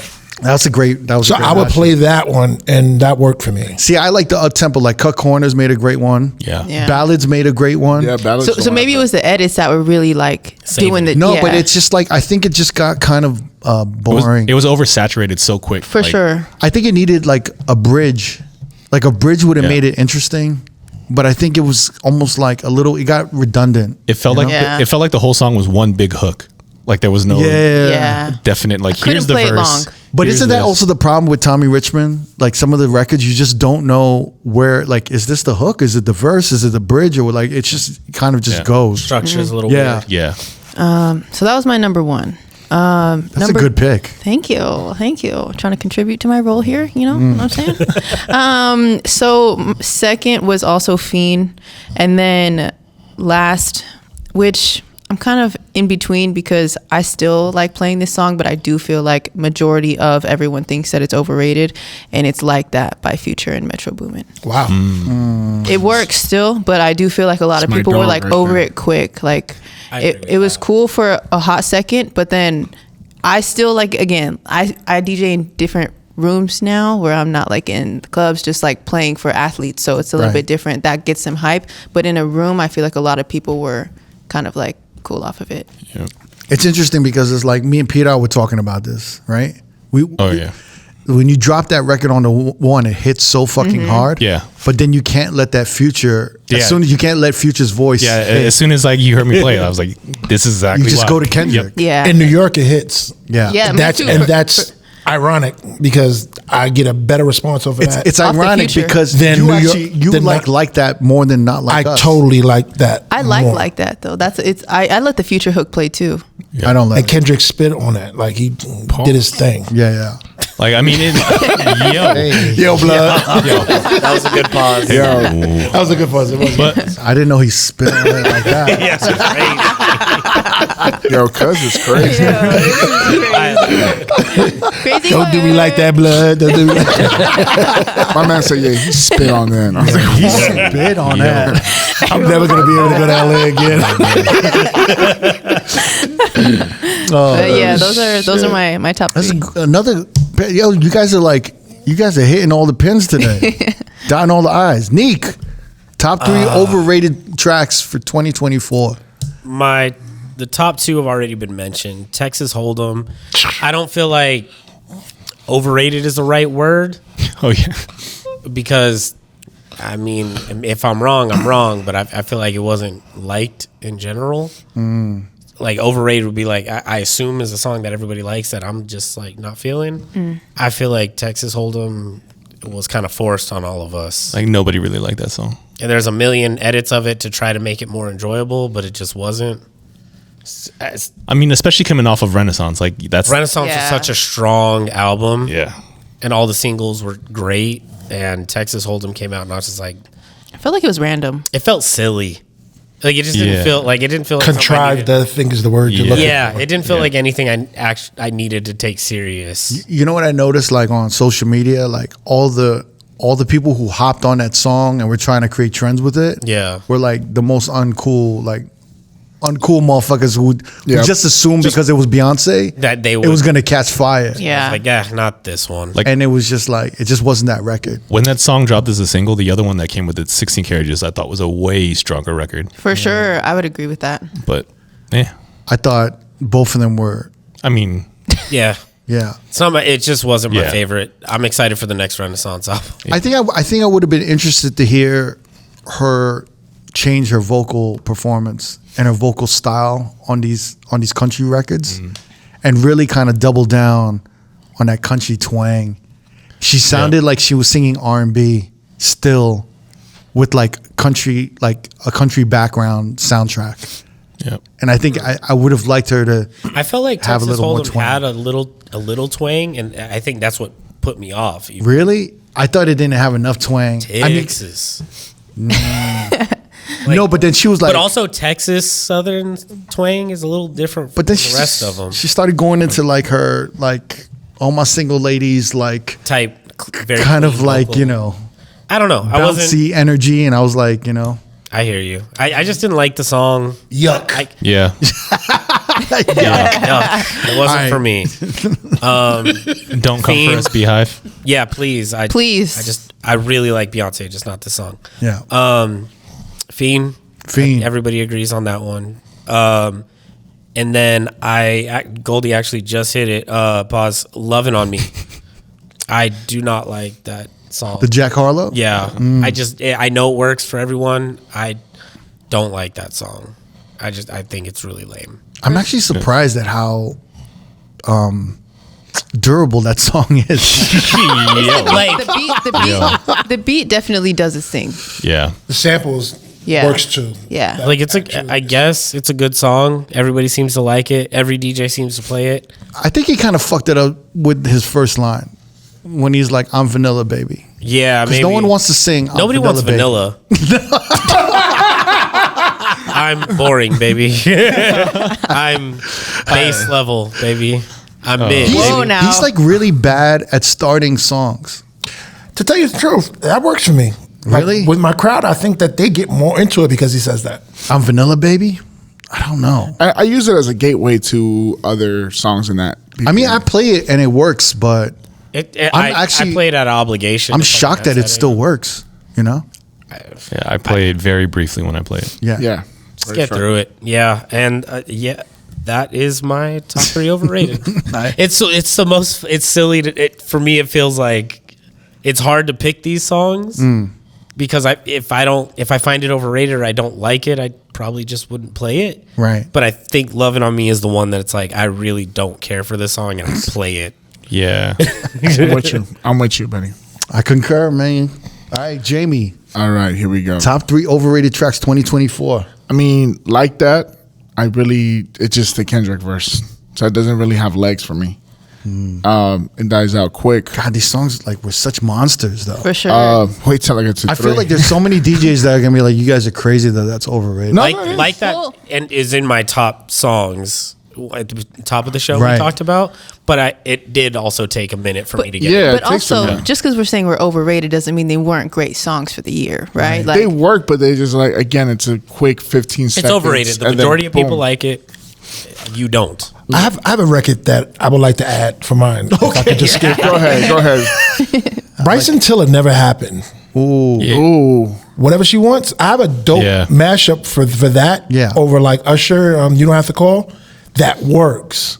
But the original version No. I feel never worked for me. I feel that. There's a really good eccentric one too. I'm a Bryson Shout out to stan, and I Century. feel that. I feel like that one just didn't hit the way that it should have, or that people were saying it was. Yeah. I think it was, but I think it had that Tommy Richmond problem.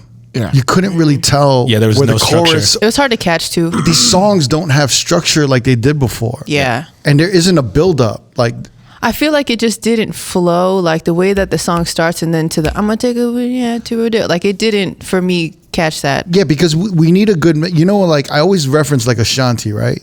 you can tell, like you can obviously tell when there's a hook, when there's a verse, and a hook and a Very bridge. deliberate. You know, it's so Very much deliberate. it's very deliberate. And some of these songs, you're kind of like, where's the fucking hook? And then like, was that a pre-chorus? yeah, What even was with that Bryson Tiller, I'm like, is the hook 8 bars or is it off? Like It's off. Yeah, it's off. Yeah. So I'm like, what is he doing with this shit? Or it's like 6 bars, some weird shit. Yeah, and I was just like, what the fuck is going on? But the structure, it's another good one. Go ahead, Jamie. To like that, and then people were requesting the song. It didn't quite take off the way they thought it was, but Push Ups by Drake. Like a lot of people They tried were to requesting that? Yeah, a lot of people tried to request Like that. right before Right when it was happening. Right before Not Like Us came out. Yeah, And then all went away. that kind of like, it wasn't. I was like, what the fuck you guys requesting this for? But whatever. Just if it clear. Drop. and give me 50. And I'm like, yeah, okay. And then Carnival by Kanye, Okay. Oh, man, that was okay. another That's a good one. Yeah. That's a good one. Yeah. and then Squabble Up. Ooh. Interesting. Oh, nice. Interesting. Good one. Interesting. Squabble Up dies after the sample. Wow.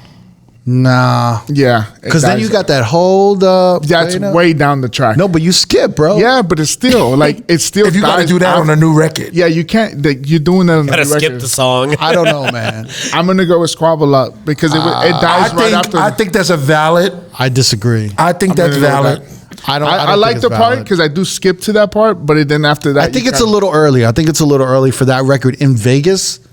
But I think Maybe Are that's you Like serious? This is like LA 2.0. no, but I think in Cali, that shit hit hard. I'm sure. And I think but- in certain rooms, like in other Yeah, rooms, it Squabble Up. it hits. always I think it's goes. a little overrated. A little bit. Ooh. A little overrated. If someone makes like me a- Squabbled Up a lot. If someone I'm makes glad somebody said it.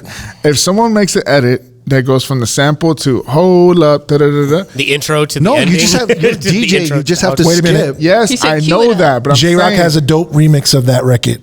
I so hear what you're hopefully saying, he'll though. put it out. J Rock, if you do, put it out. Oh, really? Put it out. Put it out. It's dope. Oh wow. So I hear what you're saying because if all you're playing is the intro and the outro, I mean, that's that's like- a fair argument. That's for like people the saying that's like the song light is that overrated. argument. Like yeah, skipping you're, straight you're over. playing. Yeah. No, I would actually reference it to like Not Like Us, which you you- said was the #1 record Yeah. of club hit. That's exactly like Squabble Up.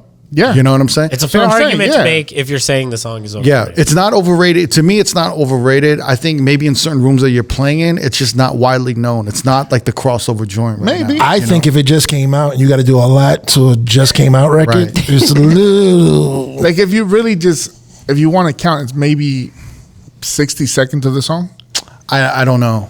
I can't call a song overrated if it's not working in We'll one city. revisit this in 2 months. Yeah. and see No, where no. we're But at. if I go to the Bay or LA or San Diego or anywhere in Cali, So you're and I telling hear me Squabble after Up, the sample, it still keeps going for you? I'm saying I go to multiple cities and Fiend, Tommy Richmond, Texas Hold'em has the same problem and in every goddamn city. Okay. Yeah. You understand? But if Squabble Up hits in certain cities, I can't really call it an overrated record. Okay, well, because revisit this in 2 Yeah, months. yeah. That's the only difference I would say. Because the Bryson Tiller record, I will play that in every city and I'll be like, it didn't hit that hard. Why did I play this? You know what I'm saying? Yeah. Like Fiend, Carnival, it's just a steady disappointment in every coast, in every city. Damn. You know what I'm saying? Like, that's what I We'll- can't we'll really see shit what I on. hear what you're Squabble Up. saying. I could hear your argument. for Yeah, it being it's overrated. basically- I don't agree with it, but I get what you're saying. Yeah, it's not a really bad take, but I'm just saying we'll revisit this conversation. Still in 2 fresh months. too, Yeah. so And that's it. And you know I'm being real because I'm defending Kendrick. Yeah, that's really. that is correct. What if That is that true. was my plan the whole time for you to show people you actually like Kendrick? No, like I This think is an he's objective point of view. yeah. I get it. I think he's a very important artist. I just think like It's not for you. No, like I think there's certain records that I think he sounds amazing on, and then I just recently this year, I just don't think his vocal performance is just like it. But you wasn't always good had for a me. problem with It's his vocal different. performance. Yeah, because it doesn't like it's not That's what I'm saying, audibly. though. What it's not songs do you audibly like or about him? sonically good. Like to me, like what was that? All my life I got money. and That's power. album 1. Yeah, but that Taxi shit was Freestyle. bananas when I heard that shit. Yeah. I mean that's. I when like this new was album. on it. I like the new album. I think he killed it on Humble DNA. I think he fucking murdered it. You know, I repeat, I like the new album. The album's good. I don't know. All right. the new album. We had a little conversation. I said the new album to me sounds like his best impression of a Drake album. And I in said my you're opinion. tripping on that one. I think so. I believe that this wasn't the album for him to be the crown holder. I think this was like, it's almost like you're setting this up for something else. So I'm kind of thinking that by the time he does the Super Bowl, he'll have another project and he'll say, see, I did a double up.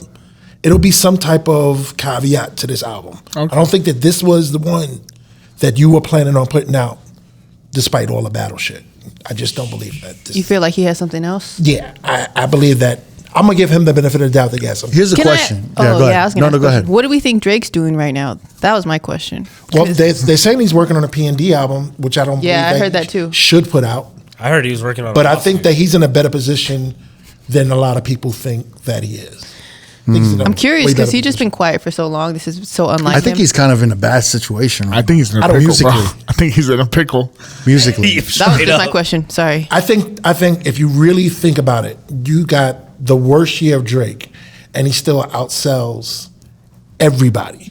You have the worst year of Drake. He's still the most listened to out of everybody. Mm-hmm. So you got to think it's only up from here because he's weathered the storm. But his new releases, didn't stick at all. Yeah, but he was in the middle of it. I mean, we could talk about his catalog. It's undeniable. His catalog is still relevant. You know, his catalog is so strong. Drake's catalog? Yeah. Drake's catalog is so fucking strong. It's so fucking like flawless. Before 2018. No, I'm saying, let me finish. Yeah. Let me finish. His old catalog is so fucking strong that it's been on steady rotation in the clubs and it hasn't hasn't skipped a beat. It's still hitting, the crowd's still reacting, they're still fucking singing. His new music is a problem. It's like no one wants to hear any of this new shit. But in general, I think nobody wants to hear a lot of new music in general. I disagree.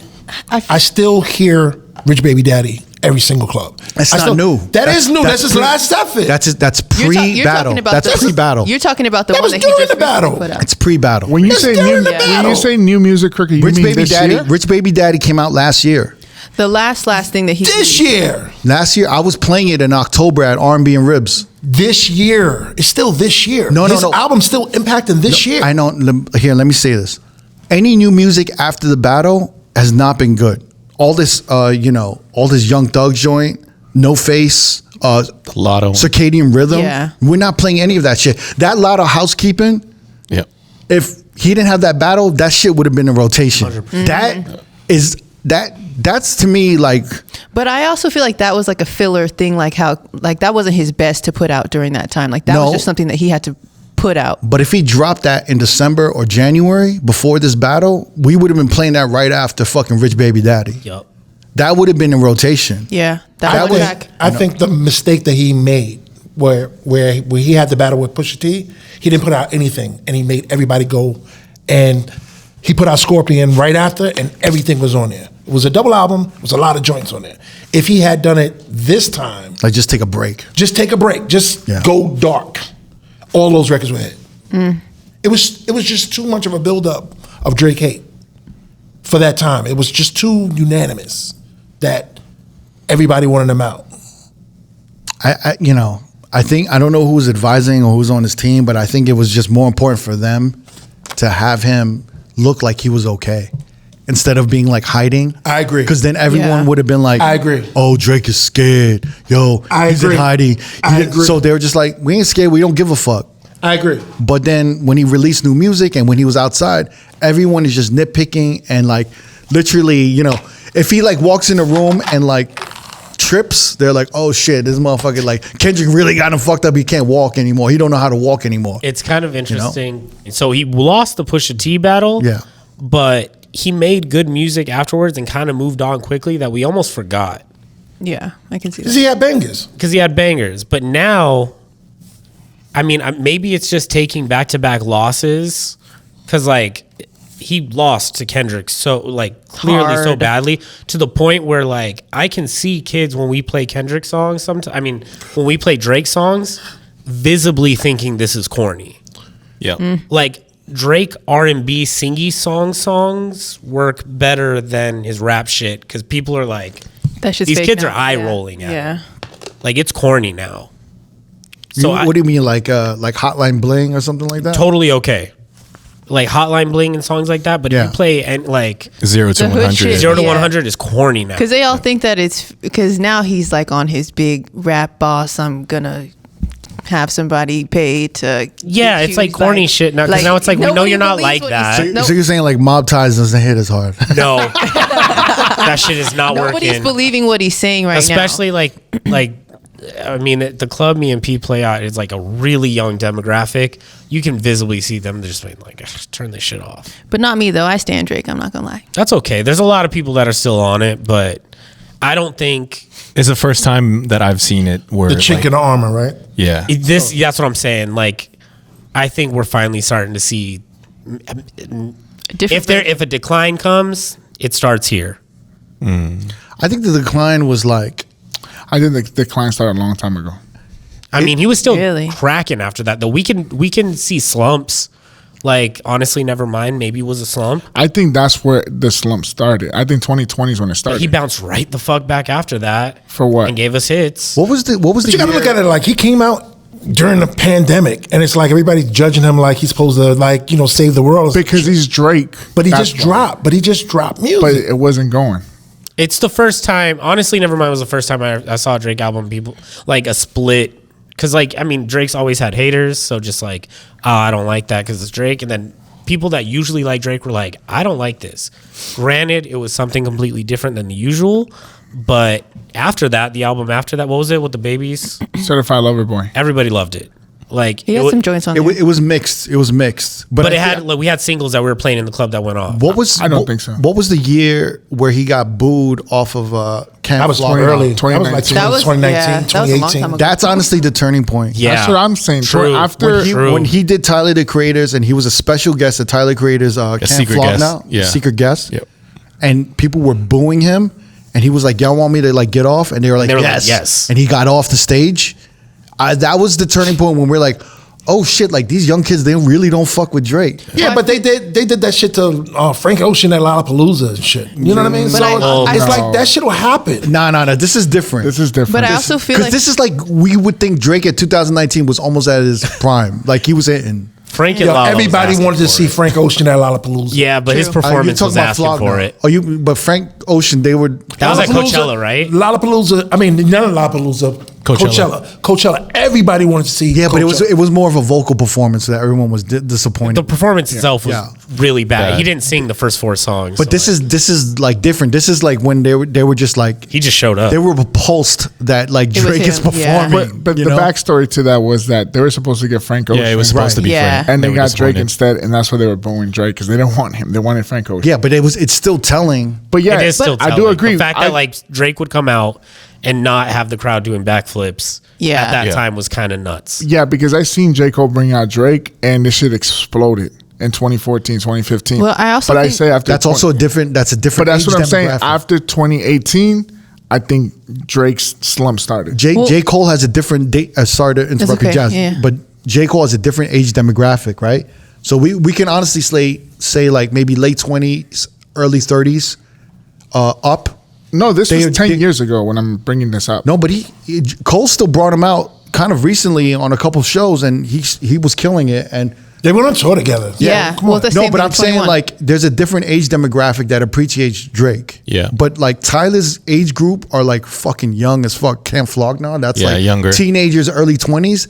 Then you can start seeing like, oh shit, these they're young, left of these young center. kids really don't fuck with Drake. But like that. that's Well, a I very would say- extreme left of center type of crowd too. Tyler is very left of center. They're not mainstream at all. And- They're the rebels. So if he got booed, he was supposed to get booed at that type of thing. But but Tyler To me, But Tyler asked him to do it. You know what I'm saying? They're still kind of like, even Tyler was shocked. Yeah, he felt bad. Like in Yeah. interviews after, he felt really bad about it. He was shocked, you know? Going into the younger demographic though, because I feel like when he released all that stuff with 21 Savage, like 21 Savage also has a very young demographic. Yeah. And when him and Drake started releasing a bunch of that kind of music, Right. he was still on fire at that time with all the stuff that he was releasing with 21, which I feel like wasn't that long ago.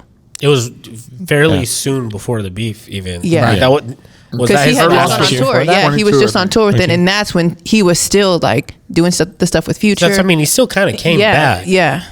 But I think Jamie's right. Certified Lover Boy was a turning point. I know. He did kinda get I a think the meme booing back part. I think the booing was, but on a music level, Certified Lover Boy, even the marketing for it, and everyone It was bad. I Yeah, mean, it it was the wasn't great. pandemic. It was though. when people started being like, "Oh, he's really kind of like a fuck boy." Everybody's kind of like, I think that's when like the discourse started coming out of like, yo, he's too old to be acting like this. And the thing is, he lost that perspective of being on the side of women, where women were quoting his fucking lyrics. He became the fuck boy. He went from like R&B lover boy to like Future type I shit. didn't want to say it. Yeah. He became the ex-boyfriend. Right. Yeah. That just gets shitted on. It's Low-key like, you know what I mean? incel. Because before he was like, Wow. Views, Low-key Views, incel. he was Rap, the dog. boyfriend. Yeah. Views, he was the boyfriend, and then Certified Lover but he Boy, was like he was the sad the boy baby energy. daddy. Yeah. The He was the fuckboy. baby daddy. Yeah. He had like that sad boy energy, and then all of a sudden, like Certified Lover Boy was like his villain arc. As soon as Rihanna got with ASAP, it was a wrap. Ooh. Oh, Ooh. That's when he became the villain. That's Hey, yo, blood. That's when he became the villain, boy. It's kind of interesting. All right, so let's move forward. I think we're already running long on time, so like let's do a short list of underrated tracks of 2024. Tracks that I don't know we think should have done better, Yes. right? Okay. Who wants to start? Peter? Yeah, sure. Off top, 310 Baby, Rock Your Hips. Yes. Agreed. Love that song. Good call. It's Same. probably number 2 as far as like his songs that he's put out, right behind Right. Soak City, but still great. But like you were saying earlier, it kind of sounds too similar to Soak City. Doesn't get as big of a pop that I think it should. Yeah. Next would be YG and Lil Yachty Stupid. I love that record. I love that it, kind of is a nod to like the crunk era, and it just never popped the way I thought it should. And then I don't even think I heard it. How was that album? it's YG. Underrated. Who made that noise? Me. That's why It's YG. Oh shit, I have it. Then last would be Tyler Sticky. I love that love record. that record, bro. I think it's still early. I think it's early, but I think it's still early. But it's so sick. it's so good. It's so good. I was like, I didn't have time this weekend, but I was working on an edit that can like. I got to figure out which parts I'm gonna play. Oh, it's the you know Young what I mean? Buck part, the where the horns start. That shit is so nasty. Oh, But see, I was just gonna cut to the hook, go to Glorilla, And go Wayne, to maybe. Sexy Red Wayne, and then and edit it and get But like out. I've seen that beginning part with the chant like go off, but it's like I don't After know. that. no, you Yeah, don't- where's that at? Because I see those videos. Where's that happening? You have it, Crooked? Play it real quick. Yeah, no, but the I actually want to make an edit that goes to the end right before Tyler raps Okay. and start with that part Yeah, because yeah, that part to me hits like probably the hardest. Pause. The Young Buck part, right? This part right here. Wait, hold on. Sticky in this bitch. Better find a mop, it's getting sticky in this bitch. Like if you have an intro just that hard. goes straight to here, Yes, that's what I'm saying. The Young Buck Find part. a mop, it's getting sticky in this bitch. it's getting sticky and then Yeah. go into the hook. Yeah. I think you're good, and then you could go into Glorilla, get Perfect. Sexy Red, and then end it with Wayne and get out of that shit. Yeah, Yeah. But yeah, I think that's That's the a record. It's a great record. It's It's a just sick ass record. Bro. it's getting sticky. Yeah, that underrated. The girls killed that shit. that's a great pick. Great pick. I'm not sure if this is the same year. I may be wrong, but the Nicki record, everybody, I thought it was going to be. That's this year, or I would say this year. I thought it was going to be a lot bigger. It's big, but I thought it was going to be a lot I bigger. thought it was pretty. I get a pretty good big. I get a good pop. and it still works. Still works. I still play it. I think it's still good, but I just think that a person like Nicki with that type of mainstream type of hit, it should have been one of those. I think the one that right after that got a bigger pop though. The one that Yeah. went viral. Fuck the club up. Yeah. Yeah, that was a good one. High heels. There's a- My tippies. I also thought that the Attitude record was going to be bigger. Yeah, I was gonna list that one too. Got an attitude. Don't talk yeah, about- with the Snoop Dogg sample. What was that? Oh, Yeah. with the beautiful, yeah. Beautiful. And I also thought that first person shooter was going to be a bigger record. Really? Yeah. It was on its way to becoming a big record. Like when you started seeing Cole and Drake doing shows, who was I talking to? We started getting requests for those records in the club. When that wasn't like really a club record before. Yeah. I got a couple of requests for first person shooter. But I don't think I ever played. But that was like early on when they started doing the shows. But then fucking Like That really just destroyed that. Momentum stopper. And Shake That Ass, I thought that was going to be a bigger record. I think it's big because I didn't know him before, the Boss Man D-Lo. Yeah. Oh, but I thought that would be a bigger record. I love Boss Man. But it's kind of like he's kind of cooling down a little bit. He just released an album. He did? Yeah. Oh yeah, I heard about it. But I feel like some of the singles aren't hitting like they used to. They all sound very Boss Man like, so it's not like it's new. It's like a new. He's hitting that like the baby syndrome a little bit, right? The Where he Southern has Pocket. the same flow and and all his shit sounds kind of redundant. Right? Yeah, still good though. I like it. All right. Respectfully, but again, I come from a. All right. So what's your underrated, Jasmine? I'll go with starting off with "Parking Lot" by Mustard and Travis. Oh, that's I feel like that good. could have hit a lot harder this year, but a lot of people I feel like weren't really messing with it like Why that. didn't that hit? I like that album. I don't know why. Yeah, I did too. He had some good songs on there too with like Lil Yachty. I like too. Why didn't that hit though? The beat was good. Travis Scott is on there. Yeah. That like if I was at a label, I'm like, this is a recipe for like It's a great song. a hit. It is still West Coast driven, I feel like, so maybe that's why it didn't cross over in that way. I think the labels just dropped the ball all together on hip hop I this think, year. well, I think the labels they said at the start of the year, we're not going to fucking push. We're not going to push anything. Like we're not going to support it. They fired a lot of people this whole year. There's a reason Just why regrouping. like the top fucking artists are like all white pop artists, like women. You know what I'm saying? Like they really stayed away from like pushing any hip hop records besides like Kendrick shit. Yeah, I feel like the labels didn't do too much for us this year. Well, they warned us, right? They're like, we're stepping away from Yeah, that. they really did. really But said, still, you know? but still. Because I didn't realize that we were talking about Glorilla, and that's independent. Yeah. And then they kind of like just backed off from Ice Spice like all the way. Like See, Yeah, that's she really that's lost it. crazy though, because she's in my next underrated song. She has a song with Central C called "Did It First" that I feel like could have also been they really just backed. Oh man, a little bit bigger. I, You like the song? I tried with that record. See, that's what I'm saying. I try with all Ice Spice records, and And I'm not really a big translate. Ice Spice fan, but I feel like that song could have done better, especially with Central C. I feel like it could have. That was a crossed good over. record. Yeah. But she still had Wave with Fisher with the remix. She still was out there where it was credible to a degree where you could have gave her a shot. The labels just didn't fuck with it. Yeah. No, but labels that Ice just Spice don't fuck Central C record, that was like kind of bubbling, but she just kept dropping a bunch of like trash. Low key. Like that Sean Paul sample one, Just Give Me the Light. Oh my god, I that didn't, was hear, so I bad. didn't even hear that bad. one. No, that makes sense why. That's the worst. It was just like, yeah.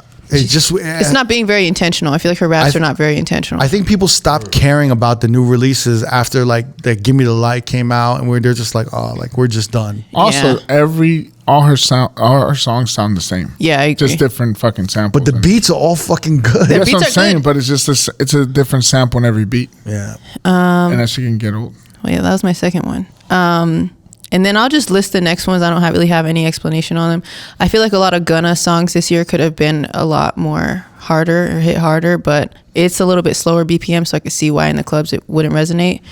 Same with Big X The Plug. I feel like he had some good stuff this year that went very under the radar. Yes. And then speaking from an R&B standpoint, because I feel like we've been mentioning a lot of like hip hop, even though we are talking about more club and DJ stuff, I feel like Wait on It by Jeremiah was a song that went really underrated this year. There's a ton of R&B songs that did not Perform. get any attention at Recognition all. this year. Yeah. Yeah. And I'm a big, like, I choose R&B before I choose anything else. So I think that, and then another song, which is like a modern day Destiny's Child, which is a group I've mentioned before. They're called Flow. Right. They had a song called Check this year that was like, With Glorilla. well, Was that's that In the My one we Bag. got? That's In My Bag. That's a great good song too. And they're probably like, and I'm going to say it here first, they are going to be the next biggest, by far, girl group that has ever like scratched the surface.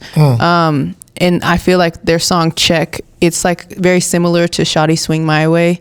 It's like a very good mixture to the both. But I feel like they're really going to be the next, like by the time we talk about this recap next year, they're going to be on top. So have your people call my people, because if you need a DJ, I would love to. But no, I think they for sure on the R&B spectrum are on the underrated I think list. they just need, like, I've noticed that an artist needs looks first. Yeah. Like little girls need to like, Well, they have. want to look like them. They have the aesthetic. Like I feel like their aesthetic in the way it's think like I know what you're talking about, it's like too. a R&B Sabrina Carpenter wave. Like I feel like they're very much similar in their aesthetic as Right. well. They just haven't been, because they're from the UK. I feel like they haven't reached that market yet. But this year they toured with Kehlani. They opened up for her. So I feel like they kind of reached another market. They're about to go on their own tour. So they just released a debut album, and that album was really, really, really good for R&B lovers. Yeah. Like I stand by that album. So Man, go those are listen great. to it. Those are great picks. And you know what? Big X the Plug is like, I'm really confused about it because I hear everyone talking about Big X the Plug. Yeah. And I've been to Texas multiple times this year, and every time I've been, they're like, I'm like, oh, so which Big X the Plug is the biggest? They're like, man, that shit really ain't working here. Not and I'm anymore. like, in Texas, it ain't working. I feel like it's Boss Man old, kind of. though. I feel like Boss Man kind of low key kicked him to the curb. Really That's just my opinion, though. interesting. All right, but even last year when I was doing it, it wasn't hit. It was like, I would be like, yo, Texas isn't like an anthem out here. They're like, no, it's not an anthem. Yeah, that's crazy. And you know we're talking about all new artists, right? Yeah. Yeah. So it just seems like it's not really the artist's fault. It's the development of these artists, these new artists. They're not being pushed through in It's a proper development. way It's to where marketing. we care. It's marketing. You know, Yeah. it's like They're not making us care about these artists. They, the song is there, yeah, but it's like now if you have a song that cuts through in this era with all the stuff that's going on, social media and everything else, they need some type of nurturing to keep them going Yeah. because they actually made it through to make you pay attention. You know what I mean? 100%. I think a lot of these songs aren't. Well, none of these songs are bad songs. They're all really good songs. They're just not getting huge response from the general public, Right. For whatever reason. Because most of the time, just because they don't know the song. I think it's the writing too. I don't think the writing is speaking to the new generation or a lot of people, because when you look at certain like Chappell Roan, her writing is so good. It like immediately speaks to people. Like I've never seen an artist blow up that fast. Yeah. Like her? You stand by her. You always bring her. But up. I think she's she look really has got look for someone who's like she's been in it a long time, but for someone to perform the way she does, to have the looks that she creates, like she looks like she's been doing it for like 5-6 years now. Yeah. This is her first year. She's on these stages in these different costumes, like fearless. Yeah. Like wearing some shit that's crazy, like Yeah. a fucking luchador like outfit, Yeah. like wrestling outfit, not giving a fuck. It's fucked up. He looked at me when he was saying that. Well, I was gonna say Luchador. like I don't know. I was gonna say something. I was gonna say lechon outfit, but lechon is another thing. But no, but like she's so fearless, and she's so commanding on stage. Unapologetically. herself. Unapologetic. Yeah. I do not give a fuck. Yeah. And her writing is so deep, and it's like maybe some of that shit is missing from R&B or some of these. Even Sabrina Carpenter. Yeah. Some of her writing is very personal. For sure. And it speaks to, a generation of girls who are dating and, Yes, and going through what she's going And through. I'm not just saying this because I'm a fan, but like Flo, if you Yeah. really take the time to listen to them and listen to their music, I'll let it speak for itself, but I do feel like they are on that wavelength where they are intentional artists. Like all of their songs are very intentional towards a certain demographic of Yeah. ladies, just like Sabrina Carpenter is. And I feel like a lot of artists are lacking that, which is why their music isn't feeling as timeless as it was probably to music that was released years ago. Like everyone's just putting out stuff just to put it out. Like for instance, Ice Spice, her stuff sounds all the same because she's not being intentional with her lyrics. She's It's just the banging same out thing songs. about her body and her money, and she's a bad bitch and call it a day. Well, with that being said, I would have to highlight, I think, and because I've seen it in so many different spaces, like her performance, she's drawing me in and made me kind of care. Who? Doechii. Yes, I agree. Now, I haven't had a chance to really actually process her whole album just as of yet, but the performance level of where she's at is making me a fan. She's making me want to listen to her and take time out to really get into her shit. So whatever she's doing, just performance wise, is just bringing in a whole different vibe to me. Yeah. Shout out to Miss Milan too, who's been her DJ. Yeah. And I feel like she's had like an integral part. She's been like really involved in the performance. I mean, the Tiny Desk thing and the stuff that she did at the Met. Yeah, I mean, that's Stephen SNL? Colbert. All that stuff. Even like kind of continuing this like TDE wave of just great R&B, singers with SZA, but also like with Kendrick and rappers, and it's really kind of like it's like continuing a legacy, and she's right. It's very polished to me. To me, it's very polished, and it's very intentional. Yeah. It seems like she's really like there was some real thought into the introduction of how she came out. for sure. Yeah.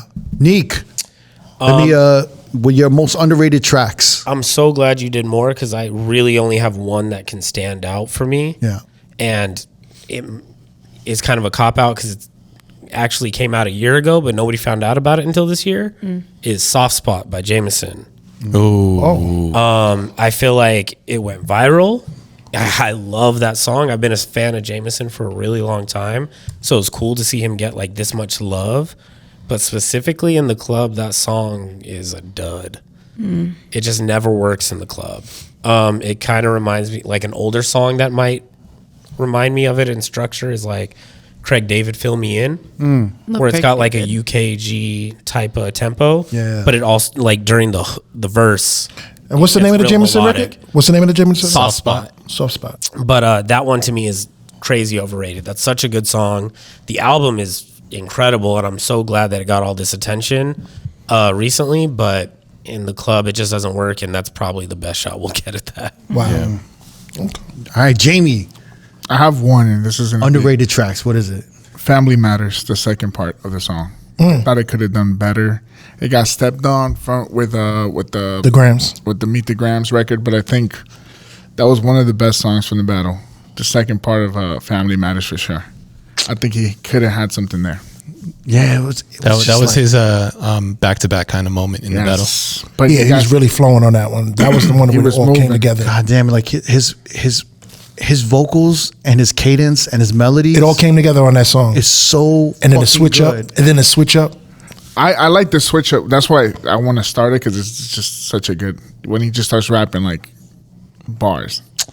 That's really like when I look at the battle, that was actually like it's still in my opinion, it's one of the best records. it's a really good fucking record. Family Matters.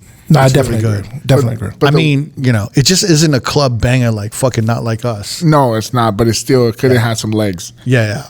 But the way the record got stepped on by Meet the Grams, which was it was a power move, but I think it got overshadowed really fast. But it's a great fucking song. I thought it was also like it wasn't. I guess there's like that's the problem about this battle between Kendrick and Drake. These allegations that they're both having, like one's a pedophile or one's wife beating their wife.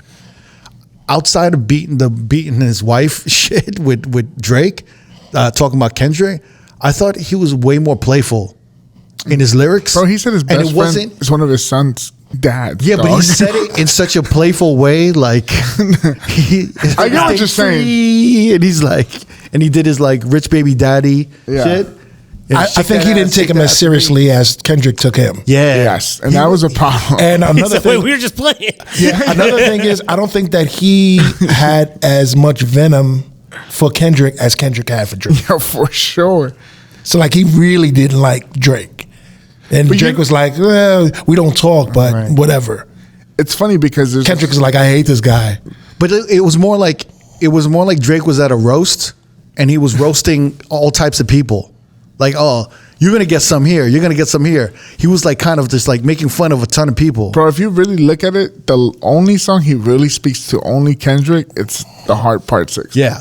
And Kendrick made like a comedy special just shitting and roasting Drake. True. Yeah. True. Yeah, It's a battle focus. Yeah. It was like completely focused. And I think Drake lost the focus on, I should just focus on Kendrick. Even if he focused on Kendrick, he ain't beating Kendrick. Drake is not out rapping Kendrick Lamar. It's just never gonna. I don't know. He was trying to beat. He was battling a lot everybody. of groans on that, but like Kendrick Lamar's a better rapper than Drake. He's a better lyricist. Drake for makes sure. better songs. He's a better lyricist. Yeah, better but he's lyricist. like he sounds. but he's not out rapping Drake on any. The only way he could situation. One way Sounds horrible. One way he could have beat Kendrick, and Cypher Sounds brought this up when the battle was happening. He said, if Drake would have jumped on Not Like Us and took in the beat, that would have been a problem.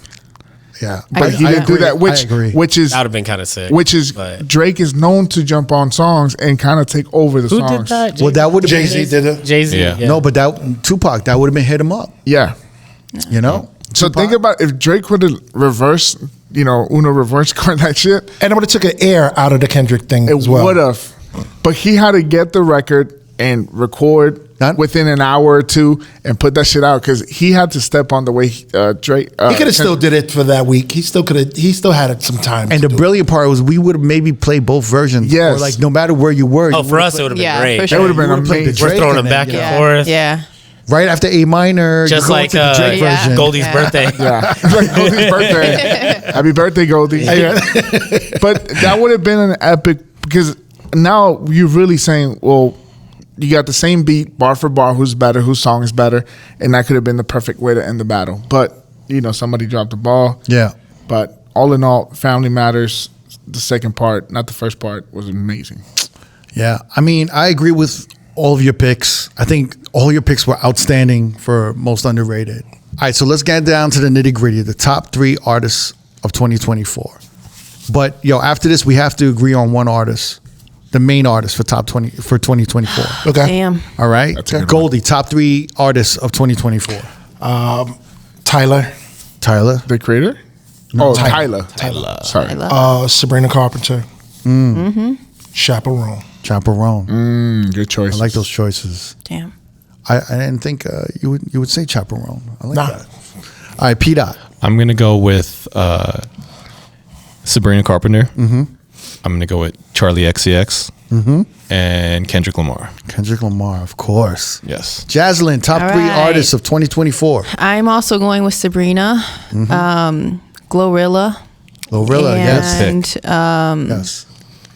man, Yeah, Glorilla really kind of like showed us. she did. She made a way. She made her mark this year. Yeah. She could have been a young MAA, right? She made her mark. She could have been the like young MA like ooh girl, right? With that one F and F. Yeah. Yeah. But she came back. Yeah. She released some good music that we Right. all played this year.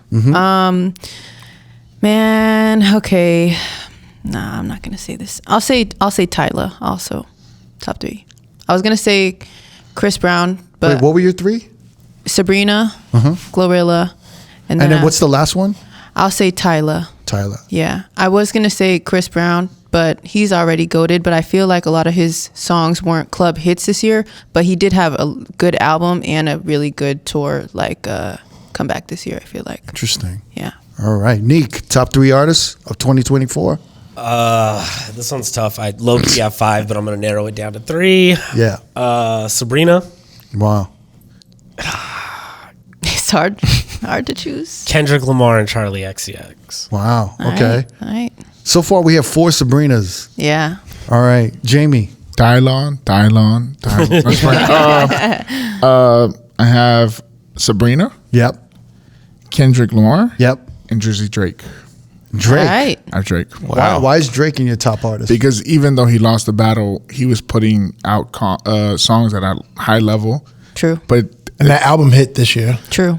for It's- all the dogs. it just True. It's just that the other guy was just a little bit better than him, and he got out artist in a way. He got outdone for the first time. Yeah. So, but he was it just didn't mean that he was a bad good. artist. He just didn't win what was expected for him to See, win. he was the Yankees of this year. He was the Yankees, and Kendrick Lamar was the Dodgers. Yeah, I mean, I agree with all y'all. I think Sabrina Carpenter, Chaperone, and Kendrick. I got to give it to Kendrick. Yeah. Just for what he's accomplished. And, it's funny to see when someone like Kendrick is king, right? it's like Kendrick is king right now. He's the king of hip hop. It's funny to see like how hip hop kind of the direction hip hop goes when Kendrick is king. So I'm curious to see what happens. But you know, what I like about what's going on with Kendrick is that he has Cali on his back. True. So like now I want to see what happens with Cali artists and all this shit that goes down. But that's also why I like Sabrina Carpenter, is that like she had a Christmas special on Netflix, and she had all these like guest appearances by Tyler, Caliucas, you know, like and Chappell Roan. She's like kind of like collabing with all these other like, you know, like artists that are around that she could be beefing with or like being competitive with. Yeah. And I think that's a beautiful thing. And I think hip hop has to kind of learn a little bit of that. And it's like when the dust settles of all this like beef and shit, like let's open this shit up and have motherfuckers collaborate. And then let's see what happens when Kendrick's king. You know what I'm saying? Yeah. Like let's see what happens. You know? We will see. We'll see. All right, let's go on some DJ shit. I'm just curious, what are the top sets or some of the top sets that you heard in 2024 from other DJs? Could be other DJs that inspired you and when you heard them, etc. Throughout this whole year. I went to Juneteenth. Juneteenth was Fire. amazing. With Showcase and Flygerian? Tony Humphries had a dope set there. Hell yeah. And then the Flygerian and Showcase set was just amazing. Nice. Shout out to those guys. So shout out to those guys. That's great. Yeah. Awesome. For me, I think the one that stands out would be MoMA at R&B and Ribs' finale this year. Peter, I always taking my answers. For one reason, and that's super nerdy in particular for me, was he's the first person I've seen live effectively use Serato with 3 CDJs to use stems, so you don't have those like nasty breaks in between going like acapella in, acapella out, or whatever. Right. It just felt like a more constant flow, and it made me go back to when I'm playing on CDJs and sticks to how can I use that and use that third deck and make it and become more creative than just using the 2 decks in front of me. And Right. it made me kind of reprogram the way I think about DJing, which is why it had the biggest impact. MoMA has 3 CDJs going. Yep. He's got what is that Pioneer pad? XP1. Oh, yeah. He's got the XP1 for stems, Yeah. and he's using Serato, and then he's just coordinating. Yeah. Spaceship shit. Yeah, he's DJing like, you know, like Eric Murillo or any like seasoned house DJ, except he's doing open format, which is amazing.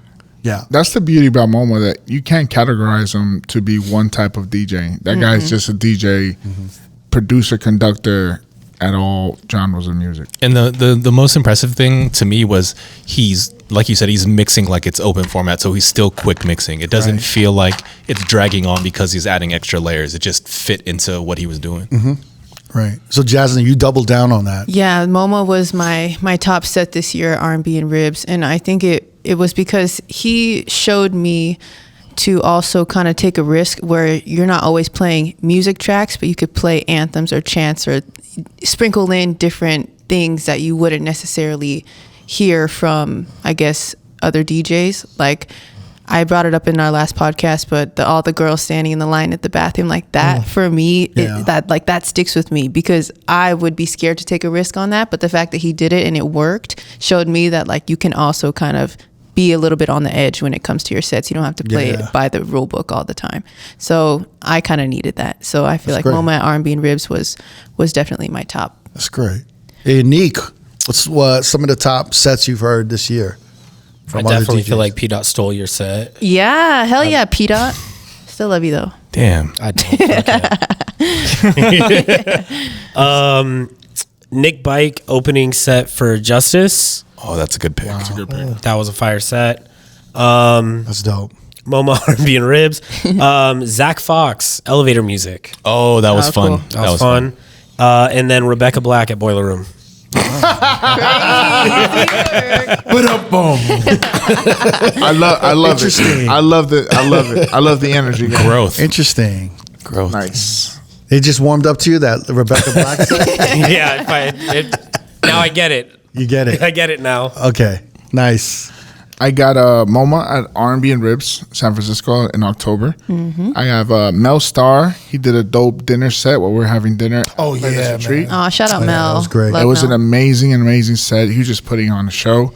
And then I have Neek at opening for Leon Bridges. Fire. Thank you. Me and wifey were having a ball. Cute. She just Thank loves you. she loves the way Neek DJs because he's playing all the shit she likes. So Hell yeah. Thank you. Yeah. Cute. Nice. Love that. Shit. Me. oh sorry, I got one more. Oh, good. And then I have a dynamic at the Mexican Independence Day weekend at Zouk when he was with Fuerza Regida. He absolutely murdered that set. Nice. I think I got really inspired by the playlist retreat when I was just working and I was listening to Jim Sharp just playing like these rare grooves and like listening to like Nick Bike just playing 45. Yeah, that was pretty dope. That was dope. Just hearing them just fuck Yeah. around. And I think just hearing all these talented DJs just fuck around. Scratch Bastard. Yeah, Doing shit. Scratch Bastard, and also like DJ Popo. He was playing like Selena mashups, and Brooklyn. blends. Yeah. Popo was there. I mean, all these DJs at the playlist retreat were amazing. Shout out to Jim Sharp and Nick That was a Bike. great I was fucking just time, like, man. It was a great time. yeah. I mean, that was great. And then I got to give props. There's like, I really get inspired by listening to like hip hop DJs because I feel like when you're playing hip hop, you have to play it a certain way. Get Live's hip hop set at R&B Ribs and elsewhere in man. Brooklyn. Killer. Nice. It was just he did a couple of things that I was just like, holy shit! I was just losing my shit. And he's just Get Live is great on the mic. He's just he really commands. Like he has a presence in the room. He's fearless and he's just technically really fucking flawless. Big shout to Get Live. He's probably maybe one of the best DJs in New York right now. And Country. yeah, I would say so. And then honestly, I got to give you props, P Dot. Every time I listen to you, I've listened to you a few times, and if I'm I've been doing a lot of different rooms now. I've been playing a lot more kind of like up tempo, new disco, kind of like I've been doing a little more pop mainstream rooms. But I go to listen to your sets, and I'm like, all right, he's on it. I'll piggyback off that too. Every Yeah. time I go to visit you and Andy, UOP's at like Commonwealth or We All Scream, like that's the only time I really go out downtown is to watch them. And every time I do, I leave being like mind blown. Yeah, I'm a witness as well. Alien shit. Alien, real, for straight up real. alien. Thank you. I would say you're one of the top hip hop DJs in Vegas. Shit. You should be. Woo woo. You should be on the strip in some of these big rooms when they're doing it. Agreed. Yeah. Thank you, I guys. Think, I think Double it's. down. I think you're there right now. Thank you, guys. Yeah. You're not bad, bro. I humbly accept all of the love. I appreciate it. I look up to all of you guys. So coming from people whose opinions I respect, thank you so much. Nice. I want to ask y'all, what was your favorite moment? Each of you, one favorite moment of 2024. Goldie, Playlist retreat. the playlist retreat. That was cathartic. I think is the best word to say. That was. Explain. It was just the passion that was in the room. Yeah. Even though everybody was kind of relaxing and chilling and stuff of that nature, just the fellowshipping and with all the DJs and the musicians and artists and everything. It's an experience. If you haven't experienced it, it's one of those things. And I was a virgin going there, and it changed me because it was just positive energy throughout the whole thing. So shout out to Jazzy Jeff, and his hospitality for that. Yeah. It was just something that's needed for music. Yeah. Shout to Jazzy Jeff and Lynette. Yeah, definitely. For having us. Definitely. Yeah. I'm so glad you could be there. Yeah, it was mind blowing, man. Yeah. That's amazing. I bet. Mind blowing. I bet. Out of me, Jamie, and you definitely deserve to be Yeah, you would not me. I was just happy to be the type shit. Yeah. I was like, what am I doing here? But you definitely, you deserve to be in that room with those greats because you are. No, I appreciate it, but it was very overwhelming. Very overwhelming. That's good. P Dot, favorite moment of 2024. This is gonna sound like a cop-out answer, but our first podcast, or my first podcast back on this podcast, doing the first Patreon episode. Oh, Cute. nice. Yeah. Why is that? Like, I've worked with R.O.A.D before. I've always respected like the platform and what R.O.A.D has done for the culture, and to come back, especially with this cast like sitting next to me, to provide a different perspective, just it meant a lot. It was kind of like a full circle moment for me, from being like kind of like behind the camera, behind the scenes before, to like now being like here and like a part of the Patreon episodes. Right. So like for more reference, P. Dot, like a few years before, like probably before 2020, right? Yeah, 2017, 2018, something. Yeah, like he that. was trying to help us with editing and like camera work and stuff. Yeah. And then he got so busy, and then we got kind of like busy, and we just couldn't coordinate schedules, and it didn't work out. Yeah. But then, for you to come back, not to be behind the scenes, but to be an actual co-host. Yeah. You know, it was dope. It's good. I'm glad. It's a beautiful thing. I'm glad. You know, I'll speak more about it. But I'll speak more about it too. I think it's great. That was such a good answer. I'm so emotional. I'm like, we're ending this year.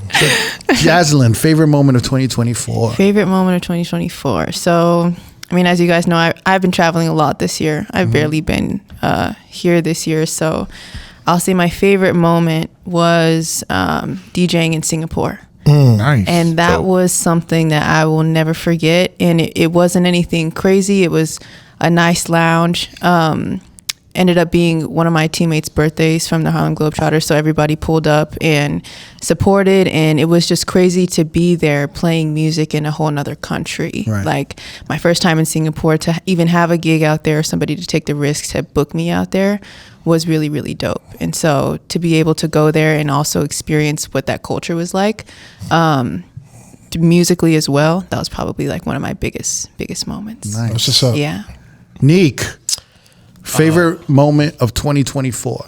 2024 was a great fucking year, man. Doing the pod, Paradise Fever at Disco Pussy with Shapeshifters was incredible. Yeah. Yeah, That was man. big for you. It's a great moment. Yeah. Leon Bridges was incredible. But if I had to pick a favorite moment that was like the most fun, easily R&B and Ribs with you guys. Yes. Oh. Also That one of mine weekend too. Ribs, Yeah. that was so much fun. I know it was a bomb trip for Jaime and P. But Thank you guys for coming to that also, it by was the so way. fun. 'cause Killer set. Best 12 hours. And then So so Jaslyn was spinning at R&B and Ribs, and Momo was there. Yes. And then P. Dot, Neek, and Jamie, they all flew to host that R&B and Ribs and like do street interviews and road talk Yeah. interviews. Which are coming that's out dope. soon. Yeah. That's dope. Yeah, But we I flew didn't in that make morning. it. I didn't make it. And I it was like, your exhausted. idea to go. And you, as soon as you text, I was so hurt you couldn't be there because that was my first time playing there. And I'll say this, but I still love you. But I was sad No. you weren't there. Yeah, I mean, I'll talk about that as well later. I had a lot of FOMO. I was looking at like the IG reels and you guys doing everything, and you guys look good out there together. You know? And then I was sending them pictures like you know, like the mom, and I was like, look, these kids, they're killing it with these are all it's like- So proud. Yeah. Proud parent. Word. it was a lot of fun, man. That was a That good was trip. a good day. Yes. Jamie, favorite moment of 2024. Career wise, I'm gonna say the podcast, man. The way we had to kind of round the troops here, and we got a new cast both in the East Coast and in Vegas now. Putting that together, doing the recordings from Clark Kent to, you know, everybody that we got this year. Yeah. Soul, Severe One, everybody. That's top. And then, I mean, right after that, or 1A, 1B is the playlist retreat. I never thought I would have made it to that type of an invitation, but I did, and it was dope. Yeah. And seize the moment. But overall, the podcast, just the way it came back together after, you know, having a terrible loss for Neva, God bless his soul. It just, that was my favorite part, the way that we just came back and just got that going. Yeah, I mean, my favorite moment of 2024 are 3 moments. I'm just gonna put it all together, but it's 3 moments that gave me peace and hope and faith. Those are powerful words. I know. Yeah. Stop. I'm still emotional. Those are powerful But- Still words. emotional. You know, in January when we recorded with Goldie and I made a call, and in my head I was like, I need Goldfinger on the podcast. and he was like, "Oh, you know, I'll be on a couple of episodes," and he helped facilitate Clark Kent, and we kind of worked on Camilo together. But you know, I'll remember Clark Kent, rest in peace. As we wrapped up the interview, he asked, you know, Goldie, like, "Are you a part of this?" And Goldie's like, "I'm just helping them out." And Clark was like, "No, Goldie, you be a part of this." Yeah. And he became a part of it. And for me, I was like, I felt like, oh shit, like this means a lot. Like Clark can see it. Yeah. And that Because little ass hallway. the thing is it's like Neek, Jazz, P, when we recorded our first Patreon episode, I don't know how to explain it, but having the chemistry of organically talking casually and comfortably, and having humor, you know, serious like conversations, and like, you know, all these factors coming together, and us liking each other, like, you know, like us all respecting and liking each other, and you know, having a love for each other. Those moments that when we first recorded our first Patreon, when Goldie came on the show, it gave me hope, because I was like, are we ever going to have those DJ conversations that me, Neva, and D Miles used to have, where we were just talking about DJing? And when we were able to do that shit, I was like, this is amazing. Me and Jamie were talking about who collectively would work well with us. And the fact that, you know, P, Neek, and Jazz, it you know, we hit the nail on the head the first time, and then it was just organically good. I just don't want any of us to take it for granted, because like pairing up all six of us, it's not like it just happened by chance. Yeah. Right. You know, it's like we can't take this for granted. Yeah. Because there's so many podcasts, there's so many ways that this couldn't have worked, and it all worked. For sure. And then when I saw you guys at R&B Ribs, and you guys are doing street interviews and doing the things that me, Neva, and Jamie used to do, and I was like, yo, these are like younger versions of me and Neva. Like, I'm like, they look good. They look good out there. They look really good. They look like younger, better looking, better dressed versions of me. Aww. And sunglasses. My heart. I was like, this is like another, you know, this is another, this is us. This is R.O.A.D Podcast. So for me, I don't know if I need to make it official. I don't know if I need to announce it, but you know, Goldie, P-Dot, Jazz, Neek, you guys are a part of R.O.A.D Podcast. So this is R.O.A.D Podcast, all of us. You know, Yeah. I think it might be split up on East Coast, West Coast, and everything, but this is we are the fam right now, and I feel good saying that this is R.O.A.D Podcast right now. And Nudie and Alex as well. Yeah, and Alex and Nudia have been with us, and they've been, you know, we've had to go through a lot together. Yeah. You know, and God bless Alex, who's been putting in a ton of work. Eyes. And Nudia's always there to like give us, you know, Great feedback, but we're fucking up. We're not. Great PR. But this is the team, you know. So like this is a great moment for me, because, you know, when Never passed, Oh, fuck. you know, he was ready to just end the podcast. We were like, what do we do? Do we And end it was, it? you know, and everyone was like, yo, so y'all gonna end this shit? And then for us to kind of pick up the pieces, and after a whole year be like, wow, this is the crew, this is the team. It feels good. We both agree. We said, well, let's try one more year and see where it goes. And then, Yeah. but I mean, going to New York in January was a big like step for us just to take, and started to record. And Goldie sat down for I think it was Enough, right? And I think Riz. Yeah. And I was like, man, he's really good at this shit. And Great at it, yeah. And then we were back in April, and then we started talking about the Patreon, and Cricket brought up Jaslyn, and yeah, it's magic. And this is like means so much being so young on here, because you guys don't understand. Like, I'm learning so much for you guys in like my beginning stages of this entire thing. So like sometimes I sit here and when I don't say much, it's just because I'm learning so much, because you guys have such great brain power with the DJing and the music and everything. But like, this is a big deal, I think, for all of us. The way you're talking about it, like, I think we all feel the same about it. It's actually very crazy right now. I am emotional. I'm so glad you met this Crooked. I'm getting Yeah. emotional. This version of Crooked is the best one you could have met. It really. When I was your age, it was different. What do you mean by But thank you guys.